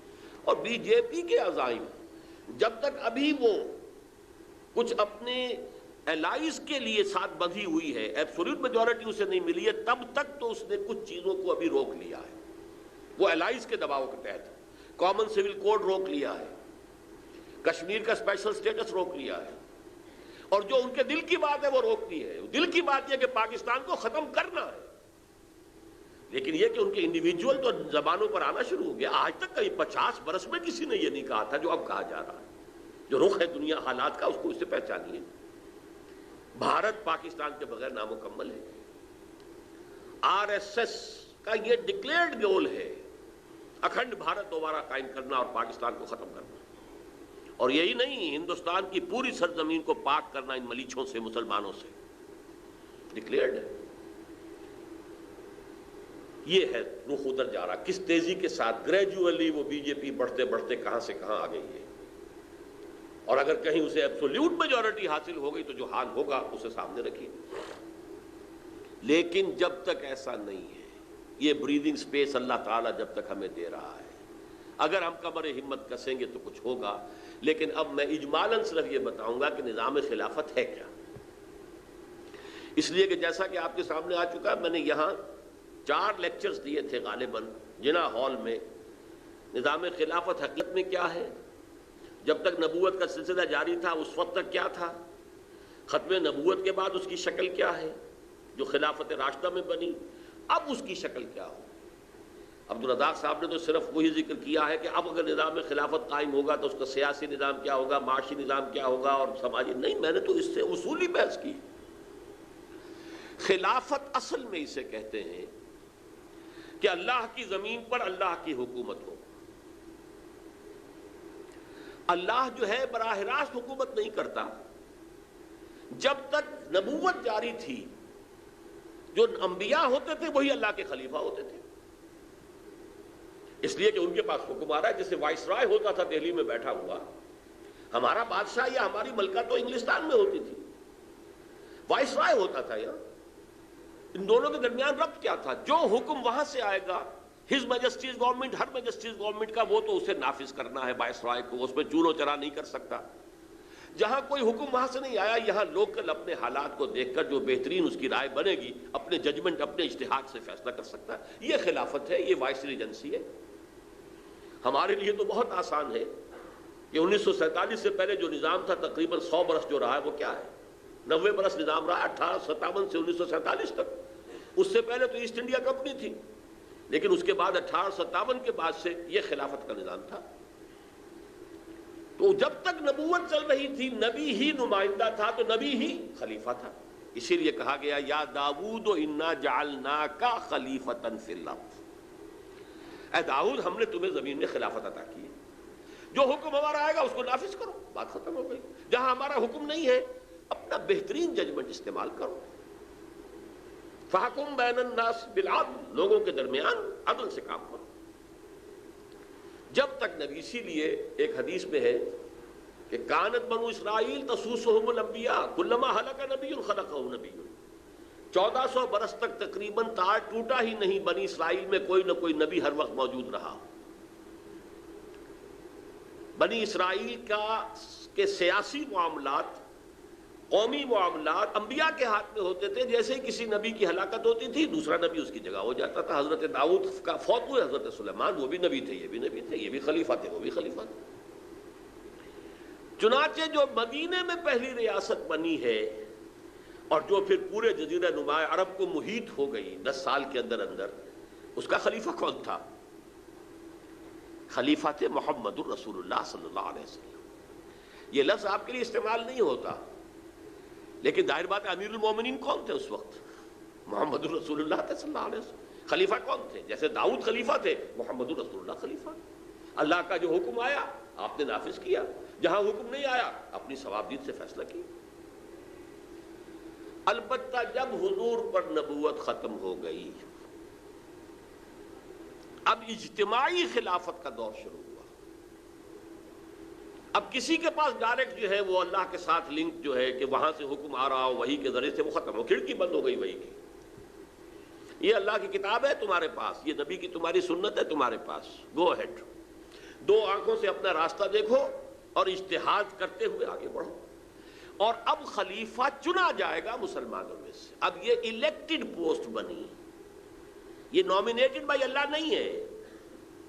یہ جو ہے اہل تشیع کا تصور ہے وہ امامت کا، کہ وہ معمور من اللہ ہوتے تھے، جو ائمہ تھے ان کے 12ویں کو وہ کہتے ہیں کہ روپوش ہیں، ابھی وہ ظاہر ہوں گے، اور یہ کہ وہ معصوم تھے۔ ہمارے نزدیک معصومیت بھی ختم، نبوت جب ختم ہوئی معصومیت ختم، معموریت من اللہ ختم۔ کوئی شخص اپنی ذاتی جو ہے کلیم نہیں کر سکتا کہ میں مطاع ہوں، میرا حکم ماننا پڑے گا، نہیں، دلیل لاؤ کتاب و سنت سے، یا پھر باہمی مشورہ سے بات کرو، امرہم شورا بینہم۔ کوئی شخص کلیم نہیں کر سکتا جو میں کہوں اس کو ماننا پڑ، نو، یہ ابو بکر کا بھی مقام نہیں تھا، عمر کا بھی نہیں تھا، کسی اور کا کیا ہوگا، تاب دیگرہ چہ رسد۔ اس کو کہا ہے حضرت عمر نے امر المسلمین۔ یہ بہت ایک اہم واقعہ ہے سیرت فاروقی کا، آخری سال تھا ان کا دور خلافت کا، حج پر تھے، لوگ بہت جمع تھے۔ حضرت عبد الرحمن ابن عوف نے کچھ میں گوئی سنی، حضرت عمر کے پاس آئے رضی اللہ تعالی عنہ کہ میں امیر المومنین، میں لوگوں کی کچھ میں گوئی سن رہا ہوں۔ وہ یہ کہہ رہے ہیں کہ جیسے ہی عمر کی آنکھ بند ہوگی ہم بغیر مسلمانوں کو مشورے کی مہلت دیے ہوئے فلاں شخص کے ہاتھ پر فوراً بیعت کر لیں گے، ٹائم دیں گے ہی نہیں۔ اب اس میں یہ ذکر نہیں ہے کس کے لیے تھا یہ۔ حضرت عمر نے کہا اچھا تو ابھی اعلان کرو، لوگوں کو جمع کرو، تو میں ابھی خطبہ دوں گا فَمُحَذِّرُهُمْ هَؤُلَاءِ الرَّهَطِ الَّذِينَ يُرِيدُونَ أَن يَخْسَبُوا أَمْرَ الْمُسْلِمِينَ۔ جمع کرو لوگوں کو تاکہ میں وارن کروں ان لوگوں کی سازش کے خلاف کہ جو مسلمانوں کے معاملے کو غصب کرنا چاہتے ہیں۔ یہ تو مسلمانوں کا فیصلہ ہوگا اب کہ وہ مشورے سے طے کریں گے کون ہو۔ یہ تو گویا کہ امر المسلمین کو غصب کر رہے ہیں، غاصبانہ قبضہ کرنے کے اگر یہ خیال ہے کہ اچانک ایک شخص کے ہاتھ پر بیعت کر لیں گے۔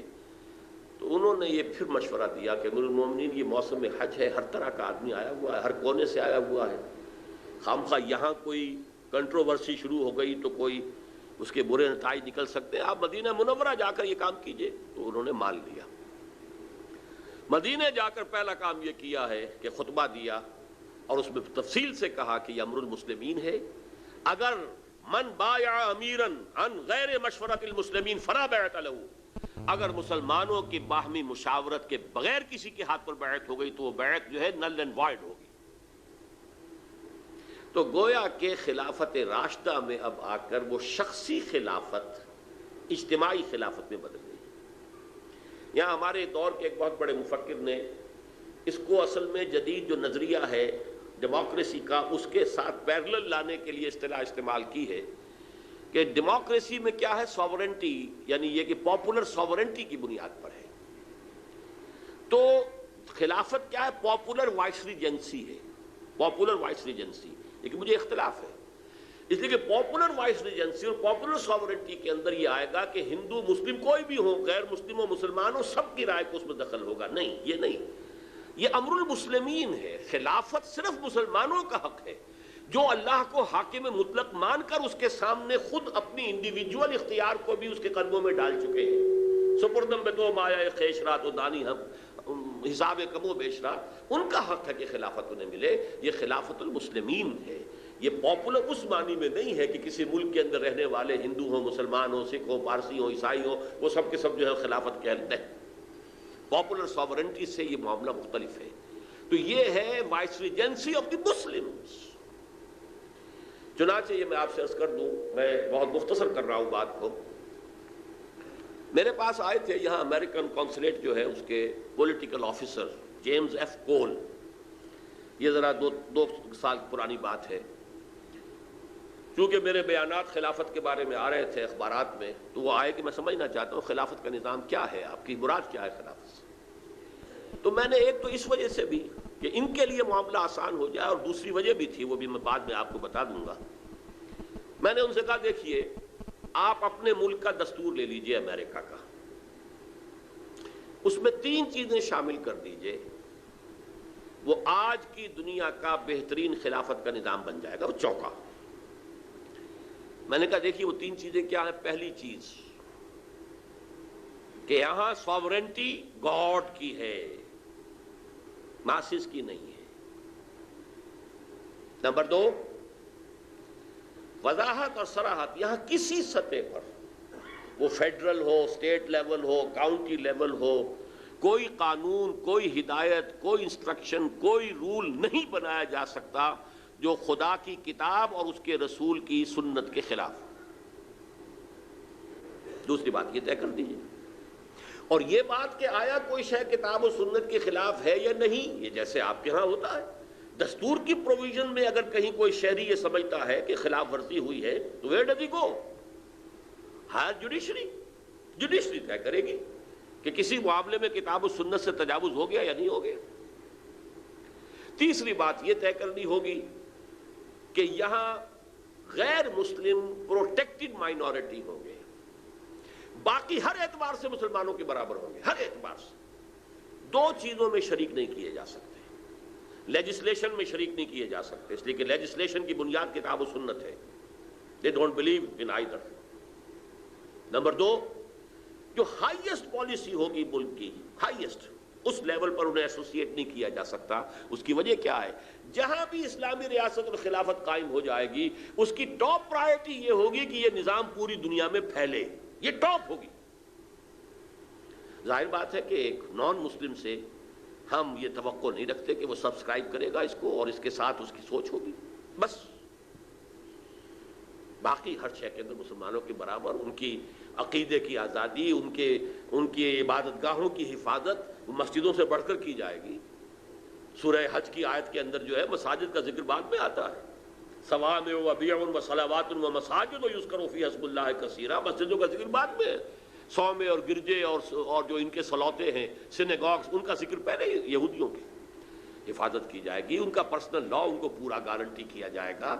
اچھا جزیہ سے جو لوگ خام خواہ اسے گالی سمجھتے ہیں، یہ ٹیکس ہے، آج بھی ہر شخص ٹیکس دے رہا ہے، جزیہ دے رہا ہے۔ مسلمانوں سے زکوٰۃ لی جائے گی، ان سے جزیہ لی، ان سے زکوٰۃ تو نہیں لی جا سکتی، but they will have to pay tax. جزا سے ہے یہ، جزا کے معنی ذمہ کسے کہتے ہیں؟ گالی نہیں ہے، ذمہ کیا ہے؟ جس کی حفاظت کا ذمہ لیا اسلامی ریاست نے۔ اگر کسی وقت اسلامی ریاست پر ایسا کڑا وقت آ جاتا ہے کہ ہر شخص کو جنگ کے اندر جو ہے جانا پڑے، تب بھی ہم ذمہ سے نہیں کہہ سکتے کہ تم جاؤ اور لڑو، نو، اس لیے کہ وہ اس کی حفاظت کو تو ہم نے پروٹیکشن کا ذمہ لیا ہوا ہے، وی آر ریسپانسبل۔ جیسے کہ حضرت خالد ابن ولید نے رضی اللہ تعالی عنہ شام میں ایک شہر فتح کیا، وہاں کے لوگوں سے جزیہ کلیکٹ کر لیا، وہاں سے آگے بڑھ گئے، لیکن بعد میں محسوس ہوا کہ رومی افواج دو طرف سے گھیرے میں لے رہی ہیں، ہمیں پسپائی اختیار کرنی پڑی، وہ شہر بھی چھوڑنا پڑا، وہ ساری رقم جو جزیہ کی کلیکٹ کی تھی وہاں سے وہ ان کو واپس کر دی کہ آپ کی حفاظت کا ذمہ ہم نے لیا تھا، اس کا یہ بدل تھا، ہم اس پوزیشن میں نہیں ہیں، ہمیں اس وقت جانا پڑ رہا ہے پیچھے، یہ جزیہ حاضر ہے۔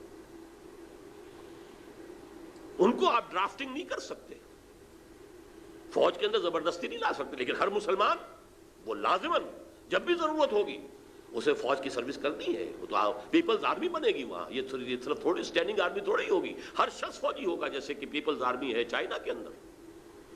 بہرحال میں نے اس سے کہا یہ تین چیزیں آپ شامل کر دیجئے تو دنیا کا بہترین، اور اس کی وجہ کیا ہے؟ دوسری واقعہ یہ ہے، امریکن سوسائٹی میں دو اعتبارات سے تو قعر مذلت کی انتہا ہو گئی۔ Worst form of economic exploitation, اور جو سماجی ان کا جو ہے پورا فیبرک جس طرح ٹوٹ پھوٹ کر رہ گیا، شرم حیا اور خاندانی نظام۔ اب وہ اس سے بڑی بات کیا ہوگی کہ ایک صدر جو ہے ملک کا وہ کہہ رہا ہے کہ عنقریب ہماری قوم کی اکثریت حرام زادوں پر مشتمل ہوگی، bastard people born without any bad luck. چنانچہ انہوں نے اپنے فارموں سے باپ کا نام ہی نکال دیا، اب نام ماں کا نام، بس باپ کا نام ہی مت پوچھو۔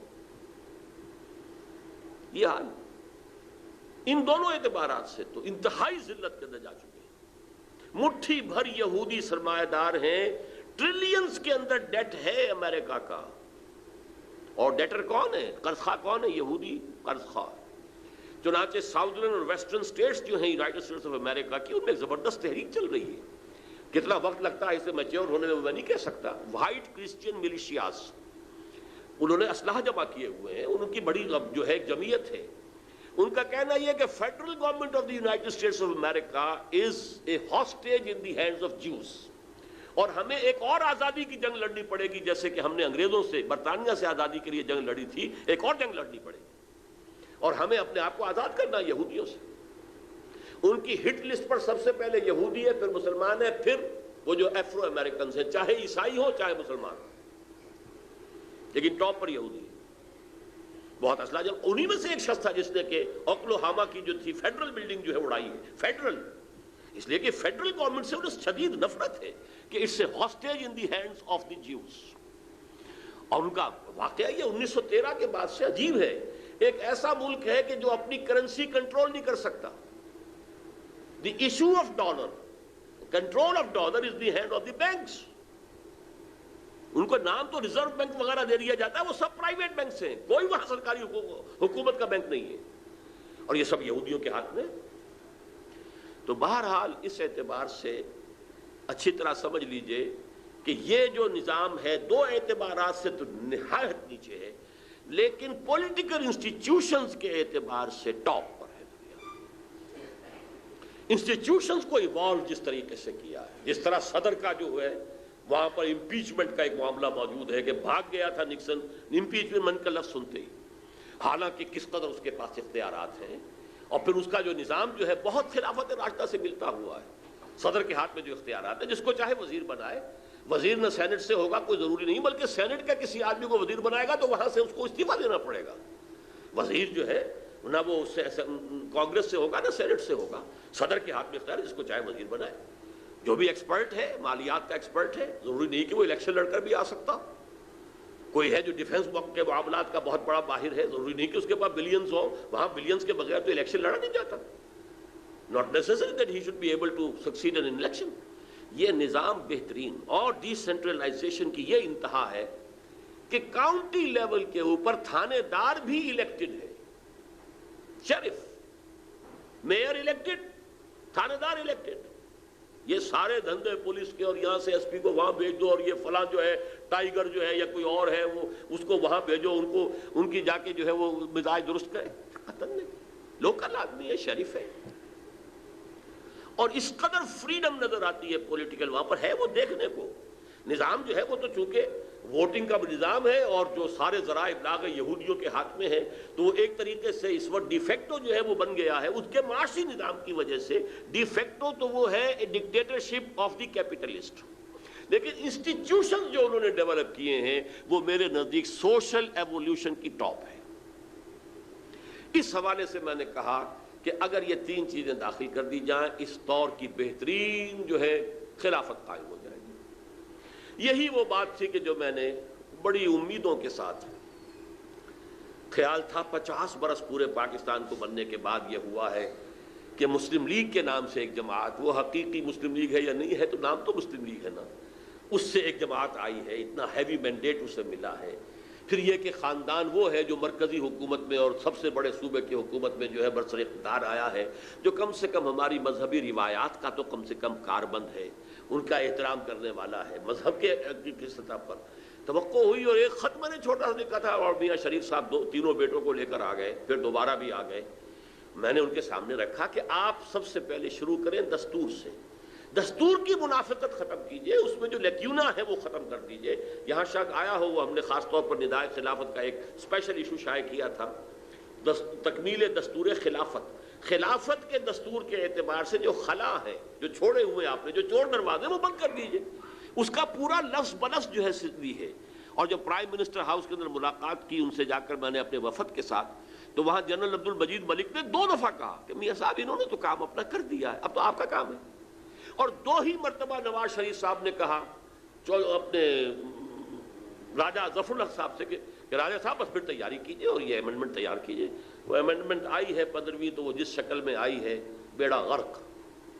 اس کے اندر جو ہے وہ اپنی ایک خصوصی اختیار قائم کرنے کے لیے، اور اس کے اندر جو ہے دودھ کچھ تھوڑا سا دیا بھی ہے، ایک جملہ اس میں صحیح ہے، باقی اس میں مینگنیاں جو ڈالی گئی ہیں اس نے جو ہے اس کو ختم کر کے رکھ دی. یہ حال جو ہے، اور یہ وہ اسی منافقت کی بات، وعدے اور وعدہ خلافی. اتنے اونچے لیول کا آدمی جو ہے کسی ملک کے اندر، اگر وہ یہ کر رہا ہو. بہرحال خلافت کیا ہے اس پہ تو میں اس سے زیادہ اب نہیں جاؤں گا. معاشی نظام، سماجی نظام، چونکہ آج خاص طور پہ اعلان کر دیا ہے عبدالرزاق صاحب نے کہ 50% پر وہ کتاب آپ کو مل جائے گی. اس کتاب کو پڑھیے. اصلاً خلافت کیا ہے، جب تک نبوت جاری تھی وہ کیا تھی، خلافت راشدہ میں کیا تھی، اور اب کیا ہوگی، اس میں کیا فرق ہوگا. ایگزیکٹ خلافت راشدہ دوبارہ نہیں آ سکتی. خلافت راشدہ ضمیمہ تھا دور نبوت کا. جتنا تزکیہ محمد رسول اللہ نے کر دیا تھا صلی اللہ علیہ وسلم لوگوں کا، آج تو ہم توقع نہیں کرتے.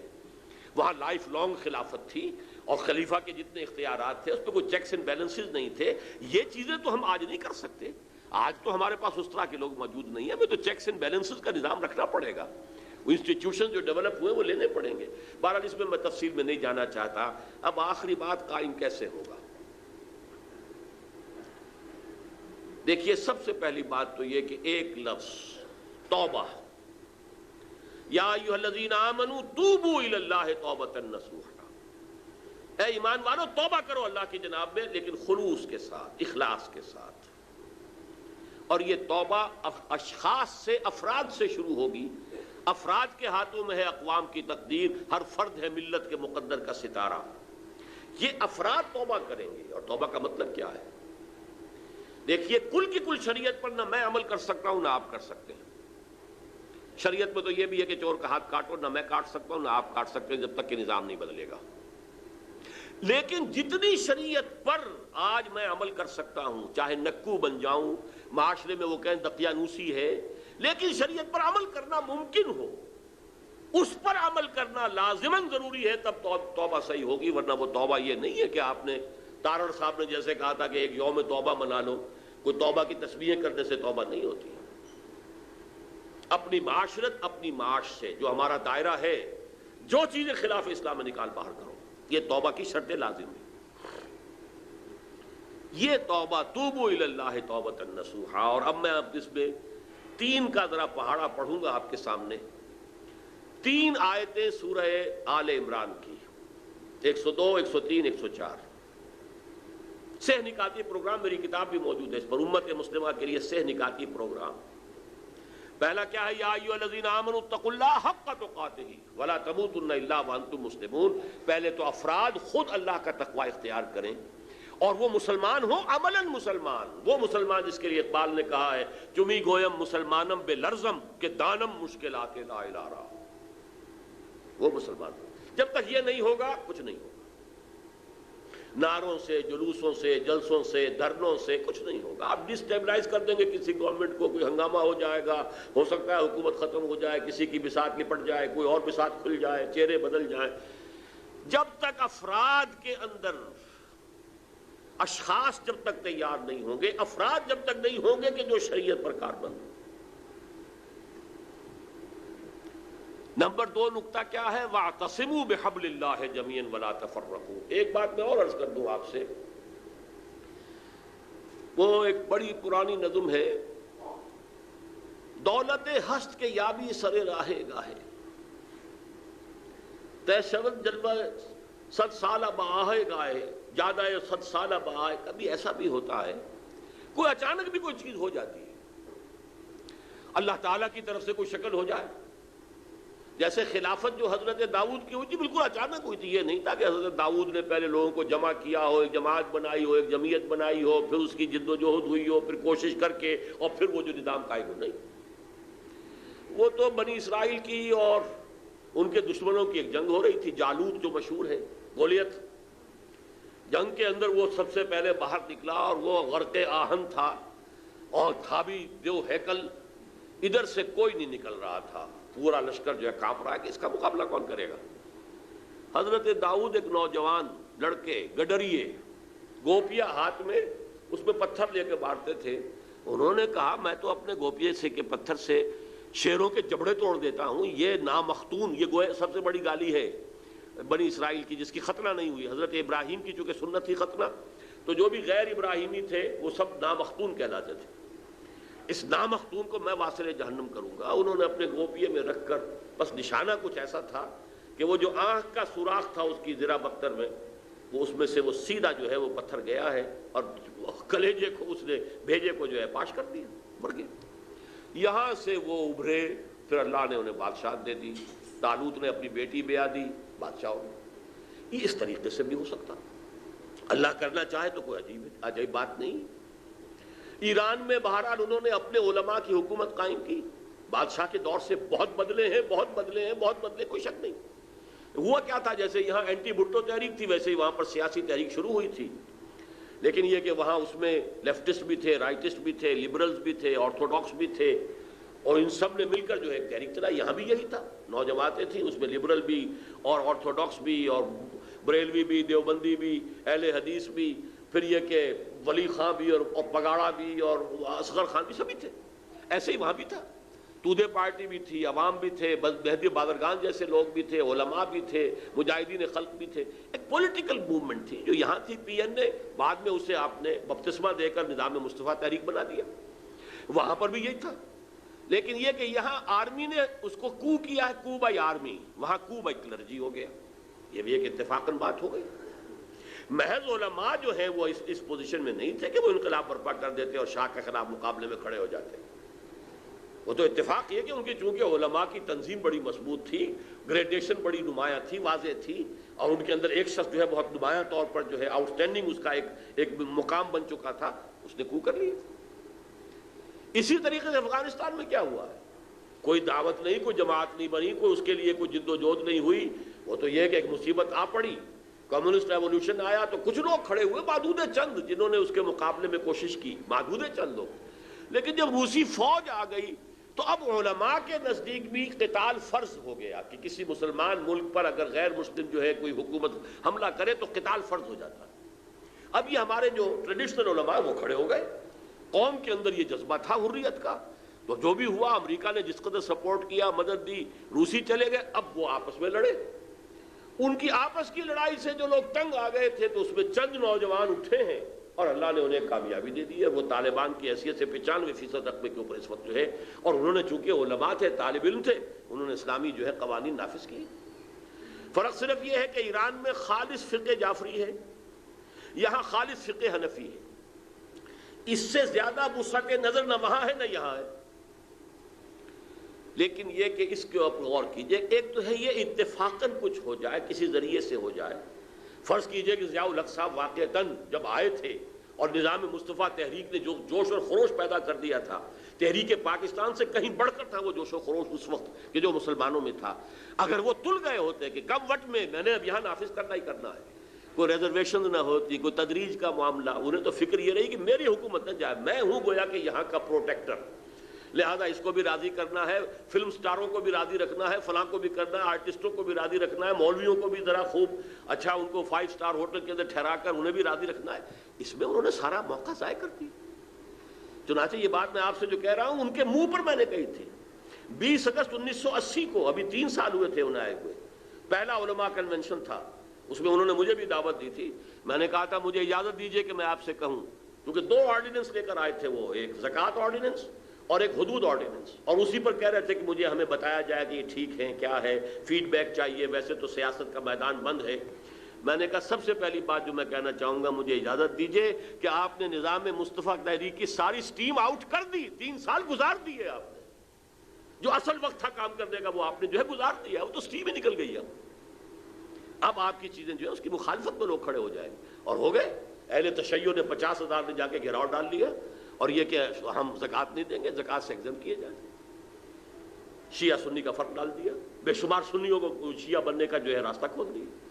بہرحال اگر ہوتا یہ کہ واقعتاً ان کے اندر وہ ارادہ ہوتا کہ چاہے میں رہوں نہ رہوں اسلام تو آئے گا، تو کچھ ہو سکتا تھا.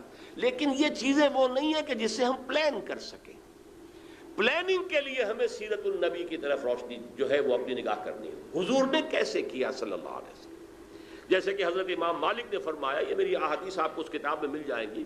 ان کا قول، لا يصلح آخر هذه الامه الا بما صلح به اولها، اس امت کے آخری حصے کی اصلاح نہیں ہو سکتی مگر اسی طریقے سے جس سے پہلے حصے کی اصلاح ہوئی تھی.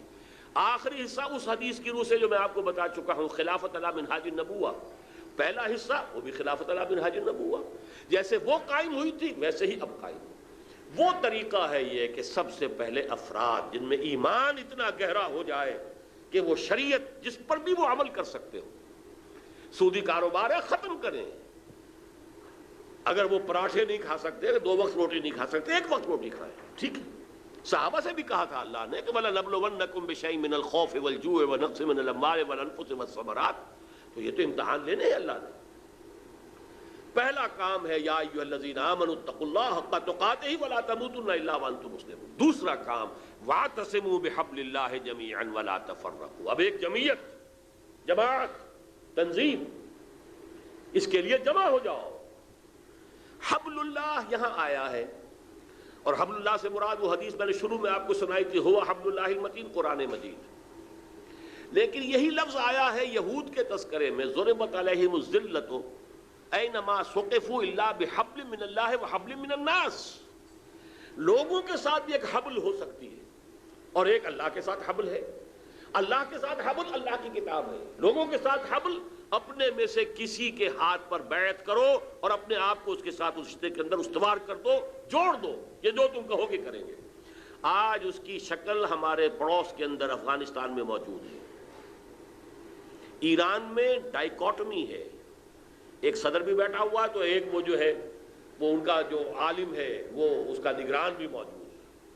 یہ ان کے درمیان کیا بیلنس ہوئی. جب میں گیا تھا 2 سال ہوئے ہیں تو ان کے درمیان یہ مسئلہ چل رہا تھا کہ کیا بیلنس آف پاور ان میں ہو نہیں سکتا. جیسے ہمارے یہاں صدر اور وزیر اعظم کے درمیان کیا بیلنس ہوگا؟ یا درشنی پہلوان ہو جائے گا جیسے آج کل کے ہمارے صدر صاحب ہیں، اور یا یہ ہے کہ پھر وہ صدر وہ ہوگا کہ جو جس وزیر اعظم کو چاہے کان سے مروڑے اور نکال دیں. لیکن یہ کہ توحید امیر ایک ہے، امیر المومنین ہے، اس سے بیعت ہے سب کی، جس کو حکم دے، جس کمانڈر کو ہٹائے، جس کو جو وہاں پہ لگائے، اس کا اختیار ہے.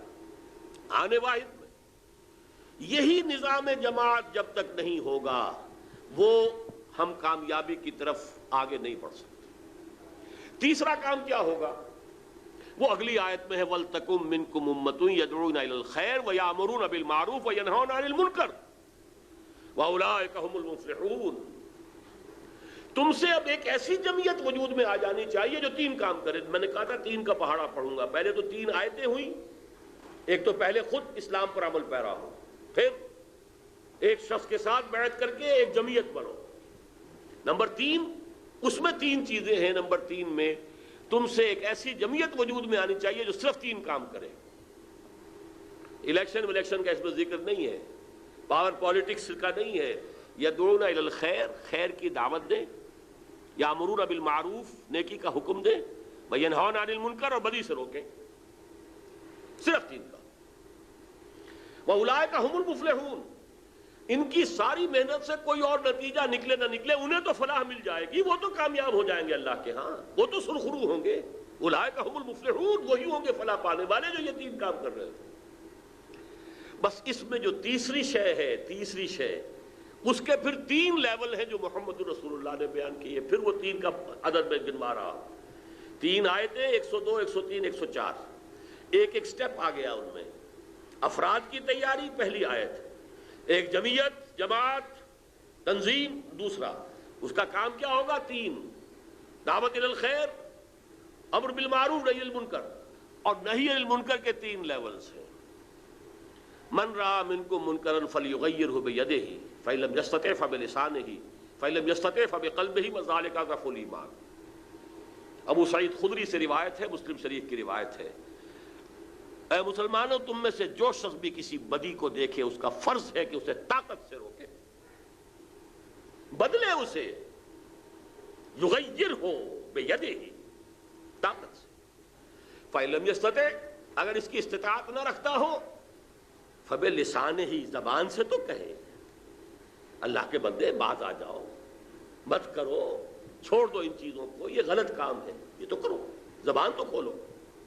فإن لم یستطع، اگر اس کی بھی طاقت نہ ہو، اور اس کی دو ہی شکلیں ہو سکتی ہیں، یا تو اپنے اندر ہمت نہیں ہے اتنی، یا یہ کہ حالات ایسے بنا دیے گئے کہ زبان کھولنے پر بھی زبان کھینچی جا رہی ہو، جیسا کہ سعودی عرب میں ہے. کتنے علماء اس وقت جو ہے وہاں پابند سلاسل ہیں، سڑ رہے ہیں بہت جیلوں کے اندر، صرف اس بات پر کہ یہ امریکن افواج یہاں کیوں آ گئی ہیں. نہیں بول سکتے. اب ان کے خطبے لکھے ہوئے آتے ہیں، وہی ان کو پڑھ کے سنانے ہیں، اپنے منہ سے کچھ نہیں کہہ سکتے. حالات ایسے ہو گئے تو کیا کرے گا آدمی؟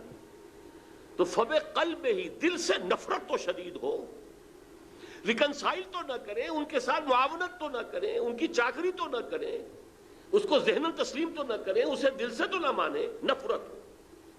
اور فرمایا وَذَلِكَ أَضْعَفُ الْإِيمَانِ، یہ ایمان کا کمزور ترین درجہ ہے. بس اسی میں وہ آخری سٹیج بھی ہے.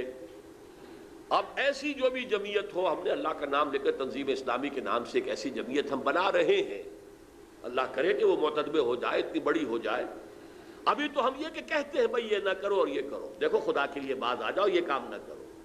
ہم نے کافی وقت لگایا ہے، پیسے خرچ کیے ہیں، محنتیں کی ہیں، ان کے ہاتھ ان کے سامنے خوش آمدیں بھی کی ہیں. جب میں جا کر ملا ہوں، میرے آنکھوں میں آنسو بھی آ گئے تھے. میں نے کہا تھا میاں نواز شریف صاحب، آپ کو نہیں پتا یہ ملک کیسے بنا ہے، یہ ہمیں معلوم ہے. جو 20 دن میں پیدل چل کر حصار سے سلیمان کی ہڑوک پہنچے، انہیں پتا ہے یہ ملک کیسے بنا تھا. اور ہر قدم پر آگ اور خون کے دریا تھے، ہر لحظہ حملے کا خطرہ تھا کہ ابھی سکھوں نے حملہ کیا اور ابھی ہندوؤں نے حملہ کیا. اور وہ تو اللہ نے بچانا تھا اس قافلے کو. 95,000 کا قافلہ تھا، بلیالی سے شروع ہوا تھا، ضلع حصار کا، راجپوتوں کا ایک گاؤں، وہاں سے شروع ہو کر حصار سے بھی کچھ لوگ شامل ہو گئے. میرے والد صاحب بھی وہ اس میں گڈھا خرید کر ہم شامل ہو گئے. 10 میل لمبا تو گڈھے کی قطار بنتی تھی اس کی، اور روزانہ 10 میل کا اس کا فاصلہ تھا. 20 دن 3 دن پڑاؤ ہو گیا، قلعہ والی میں قلعہ گڑ گیا. قلعہ والی کوئی جگہ ہے ضلع فیروز پور کا، ورنہ اس سے آگے جو ہے طے ہو چکا تھا. جو انڈین آرمی آ رہی تھی ہمارے ساتھ اسکورٹ کا، اس کا وہاں کے سکھوں سے فیصلہ ہو چکا، سودا ہو چکا، اور یہ کہ اب ہم چھوڑ دو گے اور ہم سب کو لوٹیں گے اور قتل کریں گے اور ماریں گے. اللہ کا کرنا ایسا ہوا 3 دن وہاں پڑا رہا. پاکستانی فوج وہاں پہنچ گئی، اس نے چارج لے لیا.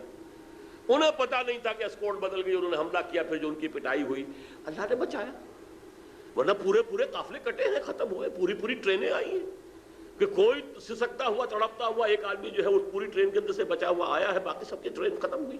پاکستان اس طرح بنا تھا. میرے آنکھوں میں آنسو آ گئے تھے. میں نے کہا آپ کو کیا پتا پاکستان کیسے بنا ہے، لیکن یہ کہ اس کو کس لیے، کن امیدوں سے، کن ارمانوں سے ہم نے یہ ملک بنایا تھا. تو خدا کے لیے پہلا قدم اٹھائیے، اس دستور کے اندر جو منافقت ہے اس کو نکالیے تاکہ گاڑی چلے. ہم نہیں کہتے کہ کوئی خونی انقلاب آئے یہاں پر، دستور کی گاڑی ہو جائے گی. آپ فیڈرل شریعت کورٹ کے اوپر سے پابندیاں ہٹا دیجئے. فیڈرل شریعت کورٹ کے ججز کا بھی معیار جو ہے ہائی کورٹ اور سپریم کورٹ کے ججوں کے مساوی کیجئے. پھر یہ کہ ان کے ہاتھ کھول دیجئے. جس شے کو وہ کہتے ہیں کہ یہ حرام ہے. میں نے ضیاء الحق سے یہ کہا تھا، یہ 5 جولائی 1982 کی بات ہے، جب میں یہی گورنر ہاؤس میں ان سے ملا ہوں. میں نے کہا تھا آپ اپنے ماتھے پر کلنک کا ٹیکا لیے پھر رہے ہیں. میں نے تو محاورہ بولا تھا، پھر مجھے خیال آیا میں نے کیا کہہ دیا. ان کے ماتھے پر چونکہ محراب تھا بنا ہوا سجدے کا. تو بہرحال انہوں نے، بہت سمجھدار متحمل آدمی تھے، انہوں نے اس کو نظر انداز کیا. کیوں آپ یہ کہہ رہے ہیں؟ میں نے کہا دیکھیے آپ نے فیڈرل شریعت کورٹ بنائی، اپنے ہینڈ پکڈ ججز اس میں رکھے ہیں. ایک ملک غلام علی صاحب ہوتے تھے مرحوم، اللہ تعالیٰ مغفرت کرے، مولانا مودودی کے ساتھیوں میں سے. ایک پیر کرم شاہ صاحب تھے، ایک یہ تقی عثمانی صاحب تھے. ان کے علم پر، تقوی پر، تدین پر، دیانت پر، فراست پر آپ کو اعتماد ہے تبھی آپ نے پک کیا ہے کہ ہاں. میں نے کہا پھر آپ نے ان کے ہاتھ باندھ دیے کہ فیملی لاس پر بھی بات نہیں کر سکتے. مالی قوانین کے ضمن میں آپ کہہ سکتے ہیں کہ ایک دم نظام نہیں بدل سکتا، یہ طوفان آ جائے گا، اس میں وقت لگے گا، ٹھیک ہے. آئلی قوانین جس کو انگریز نے نہیں چھیڑا، پورے جو ہے یہاں حکومت کر کے چلا گیا، اس نے ہمارے جو ہے پرسنل لا کے اندر ہاتھ نہیں ڈالا. مسلمانان بھارت نے آج تک ہندوؤں کو جو ہے اپنے پرسنل لا میں دخل اندازی کی اجازت نہیں دی، اور انہوں نے مارے کھائی ہیں. سینکڑوں نے جو ہے، جب وہ ایک شاہ بانو کیس کا فیصلہ آ گیا تھا جس میں دخل اندازی ہو رہی تھی، سینکڑوں مسلمانوں نے جانے دی ہیں. تب جا کر جو ہے راجیو گورنمنٹ نے گھٹنے ٹیکے ہیں کہ یہاں پر مسلمانوں کے پرسنل لا کے اندر کوئی عدالت دخل نہیں دے سکتی. اور تم نے وہ قانون بنا دیے جن کو سب نے کہا کہ یہ غیر اسلامی. میں نے کہا میں یہ نہیں کہتا جو میں کہتا ہوں وہ آپ کریں، آپ اپنی عدالت کے ہاتھ کھول دیجئے. چودھری غلام احمد پرویز اس وقت تک زندہ تھے. میں نے کہا کہ وہ چونکہ وہ ہیں مصنف ان آئلی قوانین کے، ایوب خان کے دور میں جس شخص نے بنا کر دیا تھا یہ آرڈیننس، میں نے کہا وہ بھی آ جائیں، آرگو کر لے کہ یہ کتاب و سنت کے منافی نہیں ہے. میں خوش، عدالت کا ہاتھ کھول. تو پھر یہ ان خواتین کو کون مطمئن کرے گا؟ میں نے کہا یہ آپ کی سوچ کا عالم ہے. تو یہ لیجئے میں اپنا استعفیٰ لکھ کے لایا ہوا ہوں ساتھ. میں نے استعفیٰ دیا شورا سے.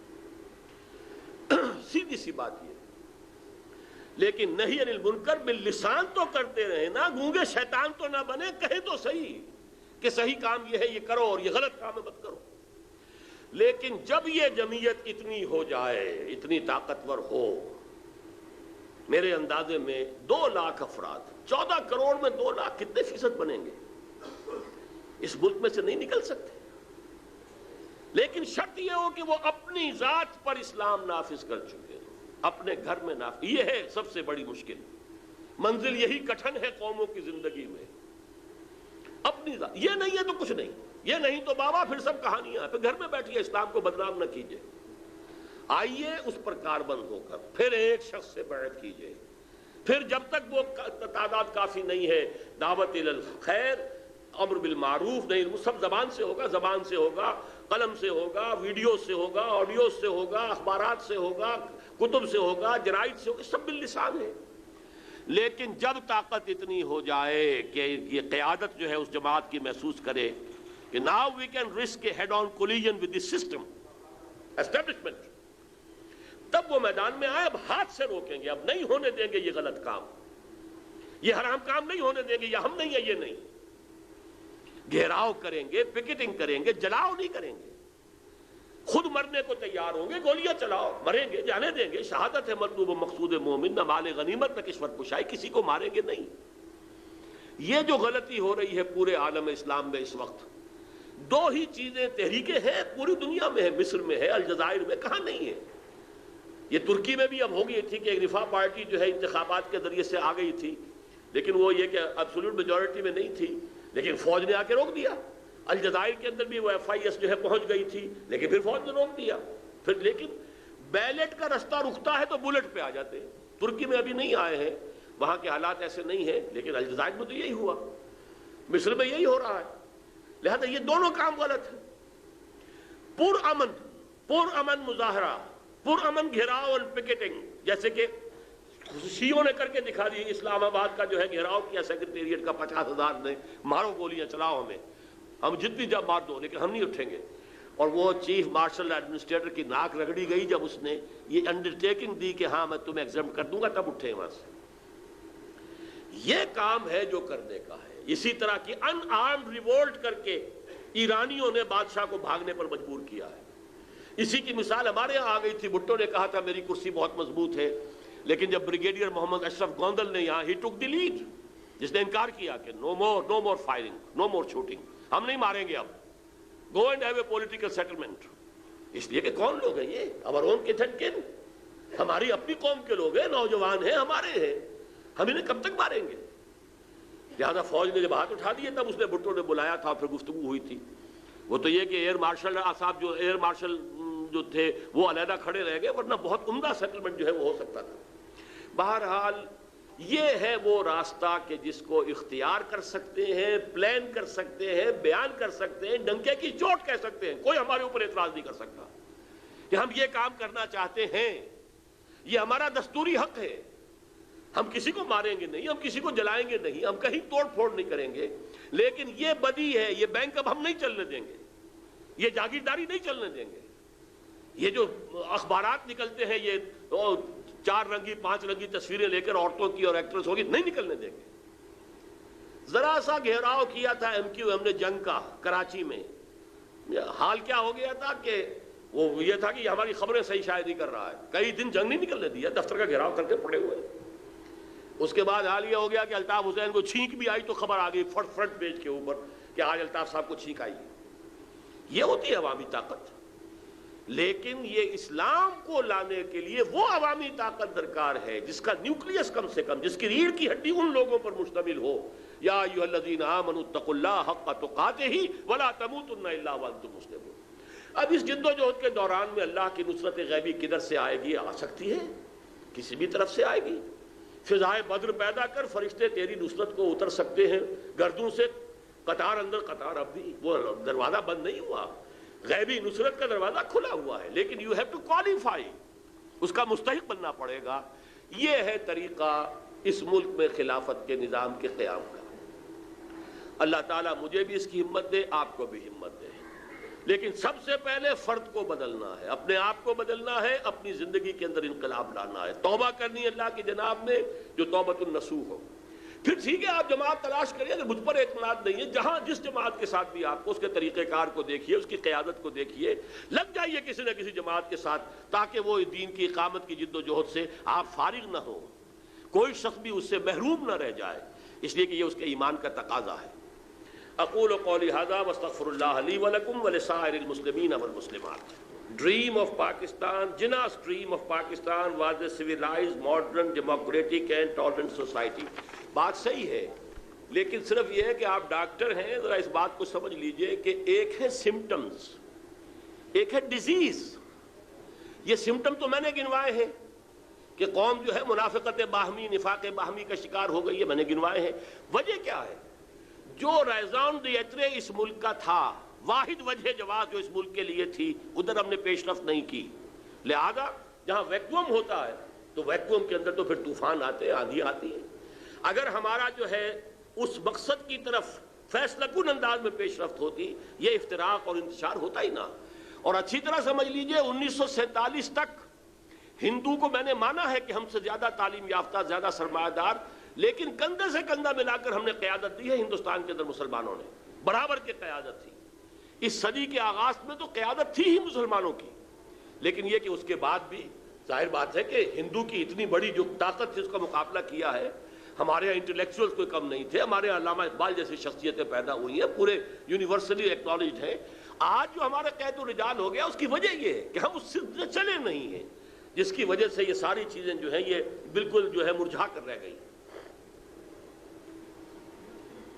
حضرات کی ایک اعلان بھی سن لیجیے. آج کی تقریر کے کیسٹس، آڈیو کیسٹس تیار ہو گئے ہیں. جو حضرات بھی لینا چاہیں باہر کے مکتبے پر دستیاب ہیں، وہ وہاں سے حاصل کر سکتے ہیں.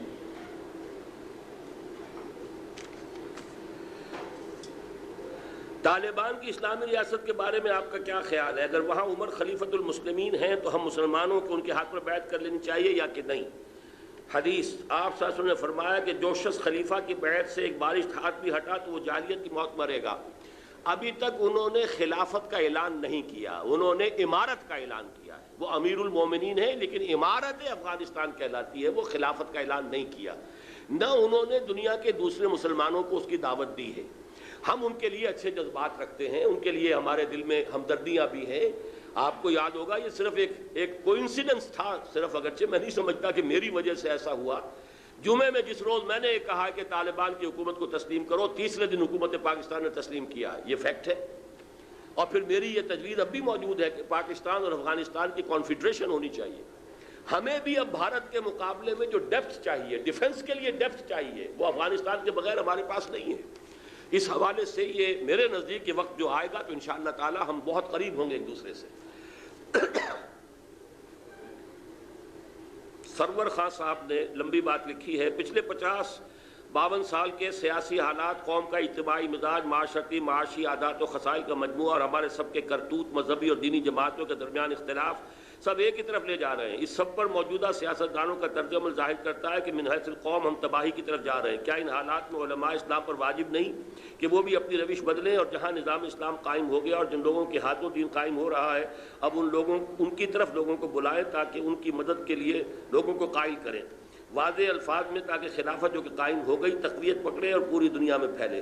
میں نے اس کا ایک جواب تو دے دیا ہے کہ اصل میں ابھی نہ انہوں نے خلافت کا اعلان کیا ہے، نہ انہوں نے تو باقی ممالک کو تسلیم کیا ہوا ہے. ان کے سفارت خانے جو ہے پاکستان میں قائم ہے. اس کا مطلب یہ کہ وہ پاکستان کو تسلیم کرتے ہیں. اس حوالے سے یہ ملک ہے، ہمیں اپنی کوشش یہاں کرنی چاہیے. اور میں نے یہ کہا تھا کہ اتنا فرق ہے. افغانستان اب مذہبی اعتبار سے وہاں چلا گیا، ہم نیچے کھڑے ہیں. کچھ ہمارا بھی لیول اوپر آئے، ہم آس پاس برابر ہوں تو پھر ہمارا جو ہے آپس میں جوڑ ملے. ورنہ یہ کہ اندیشہ مجھے سخت ہے کہ کہیں ہماری پختون بیلٹ ہم سے کٹ کر ان کے ساتھ نہ جڑ جائے. یہ ہمارے لیے بہت بدقسمتی والی بات ہوگی. اور یہ بات صحیح ہے کہ ہم واقعتاً تباہی کی طرف جا رہے ہیں. اسی لیے میں نے آج لفظ مرثیہ استعمال کیا. میں مرثیہ کہہ رہا ہوں پاکستان کا، سلطنت خدا داد کا، اس لیے کہ اوور ویلملی حالات جو ہیں اللہ تعالیٰ کی طرف سے کوئی معجزانہ اگر معاملہ نہیں ہوتا ہے کہ اس قوم کے دلوں کو وہ بدل دے، تو حالات تو واقعتاً تباہی کی طرف جا رہے ہیں.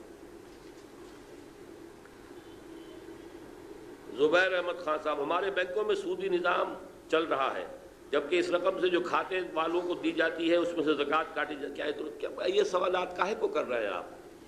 یہ چیزیں جو ہیں یہ عام علماء سے بھی آپ پوچھ سکتے ہیں، لیکن یہ کہ یہ جو میری گفتگو سے متعلق مسائل تھے ان سے بات کریں. بینکوں کا ملازمت، ظاہر بات ہے کہ بینک جو ہے سود کا سب سے بڑا اڈا ہے. ایک صاحب ایمان اور باغیرت مومن کو وہاں کی ملازمت نہیں کرنی چاہیے. جمہوریت کے ذریعے سے اسلامی ریاست قائم ہوتی ہے، قرآن و حدیث کی روشنی میں بتائیں. جمہوریت سے مراد دو ہے، ایک ہے الیکشن کے راستے سے کوئی امکان ہی نہیں. لیکن جمہوریت ہی ایک حصہ یہ ہے کہ آپ ایجیٹیٹ کر سکتے ہیں بشرطے کہ آپ پیسفل ہو. یہ جمہوریت کا حصہ ہے، جو کہ سعودی عرب میں نہیں ہے. وہاں دو آدمی نہیں مل کے بیٹھ سکتے اور کوئی مشورہ کر سکتے. لیکن یہ کہ یہاں پر ہمیں یہ حق حاصل ہے، اللہ کا شکر ہے. اس اعتبار سے اگر اس ملک میں خلافت آئے گی، وہ عہد حاضر کی جو بہترین خلافت ہوگی وہ اس ملک میں قائم ہوگی. فکری پس منظر ہے بہت بڑا اس ملک کا، لہذا لیکن یہ کہ بہرحال الیکشن کے ذریعے نہیں آ سکتے. گزارش ہے کہ آپ نے 2 لاکھ افراد کی بات کی. کیا ہم مذہبی جماعتوں کے سربراہوں کو قائل کر کے حاصل نہیں کر لیں گے کہ 3-4 اسلامی تحریکوں کے سربراہوں کو ملا کر مقاصد حاصل کر لیں؟ اسلامی تحریکوں کے سربراہ جو ہیں وہ ہر ایک اپنی اپنی ڈفری، اپنا اپنا راگ بجا رہا ہے، ہر ایک کی اپنی قیادت ہے. اکثر مذہبی جماعتیں فرقے وارانہ ہیں. ان سے آپ وہ کیا توقع آپ کریں گے؟ ہم نے تو کوشش کی تھی اسلامی متحدہ اسلامی انقلابی محاذ، نہ جماعت اسلامی نے ہمیں گھاس ڈالی، نہ جمعیت علماء اسلام اس کی طرف متوجہ ہوئی. کوئی بھی بڑی جماعت آنے کو تیار ہی نہیں ہے. ہم نے بڑی کوشش کی ہے، پورا یوں سمجھیے 6-7 مہینے اس کام میں لگائے ہیں، اور منہاج محمدی کانفرنسیں کی ہیں پشاور میں، پنڈی میں، لاہور میں، فیصل آباد میں اور کراچی میں کانفرنسیں کی ہیں، علماء کو بلایا ہے، لیکن نہیں کرنے کو تیار. اب کیا کریں؟ اصل بات یہ ہے کہ آپ بھی جو یہ سوال کر رہے ہیں نا، برا نہ مانیے، آپ بھی علماء کے سر پہ رکھ کے خود فارغ اپنے کو کرنا چاہتے ہیں. جماعتوں کے سر پہ کھاتے میں ساری بات ڈال دو، مجھے کچھ نہیں کرنا، جبکہ میں نے آپ سے کہا ہے آپ کھڑے ہوں، آپ اپنے آپ کو بدلیں. پھر کوئی جماعت بھی آپ کو جو بہتر نظر آئے اس کو آپ قبول کر لیں، اس کو اختیار کر لیں. کیا مسلمان بغیر خلیفۃ المسلمین کے اسلام کو پھیلانے کے لیے جہاد کر سکتے ہیں؟ یقیناً کر سکتے ہیں. اگر کسی بھی مسلمان ملک پر کوئی کافر طاقت قوم حملہ کرے تو چاہے وہاں کا نظام کچھ بھی ہو، مسلمانوں کے ذمہ ہو جاتا ہے دفاع کرنا، کہ وہ اپنی حفاظت کے لیے، اپنی آزادی کی حفاظت کے لیے جنگ کریں. اور یہ بالکل ایسے ہی ہے کہ اس میں چاہے وہ جہاد فی سبیل اللہ کی شرائط پر پورا نہ اترتا ہو، لیکن یہ کہ اگر وہ اپنی آزادی کی حفاظت کے لیے جنگ کریں گے، جان دیں گے، شہید ہوں گے. جیسے کہ حضور نے فرمایا کہ من قتل دون مالہ فہو شہید، کوئی مسلمان اپنے مال کی حفاظت کرتے ہوئے مارا جائے وہ بھی شہید ہوتا ہے. تو مال سے کہیں بڑھ کر شے اپنی آزادی کا تحفظ ہے. اس حوالے سے یہ جنگ ہو سکتی ہے. کیا ایک مسلمان کے لیے خلافت کے لیے جدوجہد کرنا فرض ہے؟ دین میں یہ کس طرح سے ثابت ہے؟ دین میں اس طور سے ثابت ہے کہ دین نے کہا اقیم الدین، دین کو قائم کرو. کس سے کہا ہے؟ اگر آپ سے کہا گیا اقیم الصلاۃ، وہ فرض ہوگی کہ نہیں ہوگی؟ نماز قائم کرو، فرض ہو گئی یا نہیں؟ سورہ شورى میں فرمایا آیت نمبر 13 میں اقیم الدین، دین کو قائم کرو. فرض ہو گیا کہ نہیں؟ دین کو قائم کرنا ہی خلافت کو قائم کرنا ہے. اسے آپ دین کو قائم کرنا کہہ لیں، اسے اللہ کی حکومت قائم کرنا کہہ لیں، اسے بائبل کی اصطلاح میں ڈیوائن کنگڈم آف ہیون آن ارتھ، آسمان کی حکومت ہو زمین پر، یہ بھی اصطلاحات ہیں، اس میں کوئی فرق واقع نہیں ہوتا. حضرت مدنی کا جو واقعہ پاکستان بننے کے حوالے سے لکھا جا چکا سے بتایا گیا ہے کہ پاکستان کے قیام کا فیصلہ ہو چکا ہے، تو پھر انسان کی کوشش اور عمل کا کیا حال ہوگا؟ یقیناً انسانوں کی کوشش کو دخل ہوتا ہے، اس کے بعد فیصلے اللہ کے ہاں سے ہوتے ہیں. صحابہ کرام نے جانیں دیں، اپنی قربانیاں دیں، محنتیں کی، تو اللہ کی نصرت بھی آ گئی. لیکن یہ نہیں ہوتا کہ اچانک جو ہے اللہ تعالیٰ جو ہے اسی طریقے سے چھپر پھاڑ کر کسی کو کچھ دے دے. آپ نے اپنی مفصل تقریر میں اپنی جس ضمنی جماعت جو کہ ریولیوشن پر کام کرے گی کا ذکر کیا ہے، ذرا تشریح کر دیں. اصل میں چونکہ جو موضوع تھا میں نے اسی تک اپنے آپ کو رکھا ہے. تنظیم اسلامی اسی انقلاب کو اسی طریقے پر کرنے کے لیے کوشش کر رہی ہے. ہمارا اس وقت کا مرحلہ دعوت، تنظیم، تربیت اور نہی عن المنکر باللسان، زبان سے. ہمارے پاس ابھی اتنی طاقت نہیں ہے کہ ہم کھڑے ہو کر اور چیلنج کریں اس سسٹم کو. جب وہ طاقت ہوگی انشاءاللہ میدان میں آئیں گے، لیکن وہ طاقت تب ہوگی جب آپ اس کے لیے کمر کسیں گے اور ساتھ دیں گے. بس جی، بہت شکریہ حضرات. دعا مانگ لیجئے. اب آپ نے بڑی محنت کی ہے، اس حبس کی کیفیت میں اتنی دیر بیٹھے ہیں. الحمدللہ الذی ہدانا لہذا وما کنا لنہتدی لولا ان ہدانا اللہ. اگر آج کی میری گفتگو سے کوئی روشنی آپ کو ملی ہے، کوئی راستہ کھلتا نظر آیا ہے، اس پر اللہ کا شکر ادا کیجئے. شکر ہے اس اللہ کا، کل ثنا اس کے لیے جس نے ہمیں ہدایت عطا فرمائی، اور ہم ہرگز ہدایت نہیں پا سکتے تھے اگر اللہ ہی ہمیں ہدایت نہ دیتا. ربنا لا تزغ قلوبنا بعد اذ ہدیتنا وہب لنا من لدنک رحمہ انک انت الوہاب. پروردگار جو ہدایت تو نے عطا کی ہے اس پر استقامت عطا فرما، اس پر عمل کرنے کی توفیق عطا فرما، اور ہمارے دلوں کو کج نہ ہونے دے. اے اللہ، تیرے نبی نے ہمیں بتایا ہے تمام انسانوں کے ہاتھ دل تیری 2 انگلیوں کے مابین ہیں، جدھر چاہتا ہے پھیر دیتا ہے. ہمارے دلوں کو تقویٰ کی طرف، ہمارے دلوں کو جہاد کی طرف، ہمارے دلوں کو اپنے دین کی عظمت کے لیے تن من دھن لگانے کی طرف موڑ دے. اللہم وفقنا لما تحب وترضى. اللہم وفقنا ان نقیم نظام الخلافت علی منہاج النبوت فی پاکستان اولا وفی کل العالم آخرا. ربنا تقبل منا انك انت السميع العليم وتب علينا انك انت التواب الرحيم. وصلى الله تعالى على خير خلقه محمد وآله واصحابه اجمعين برحمتك يا ارحم الراحمين.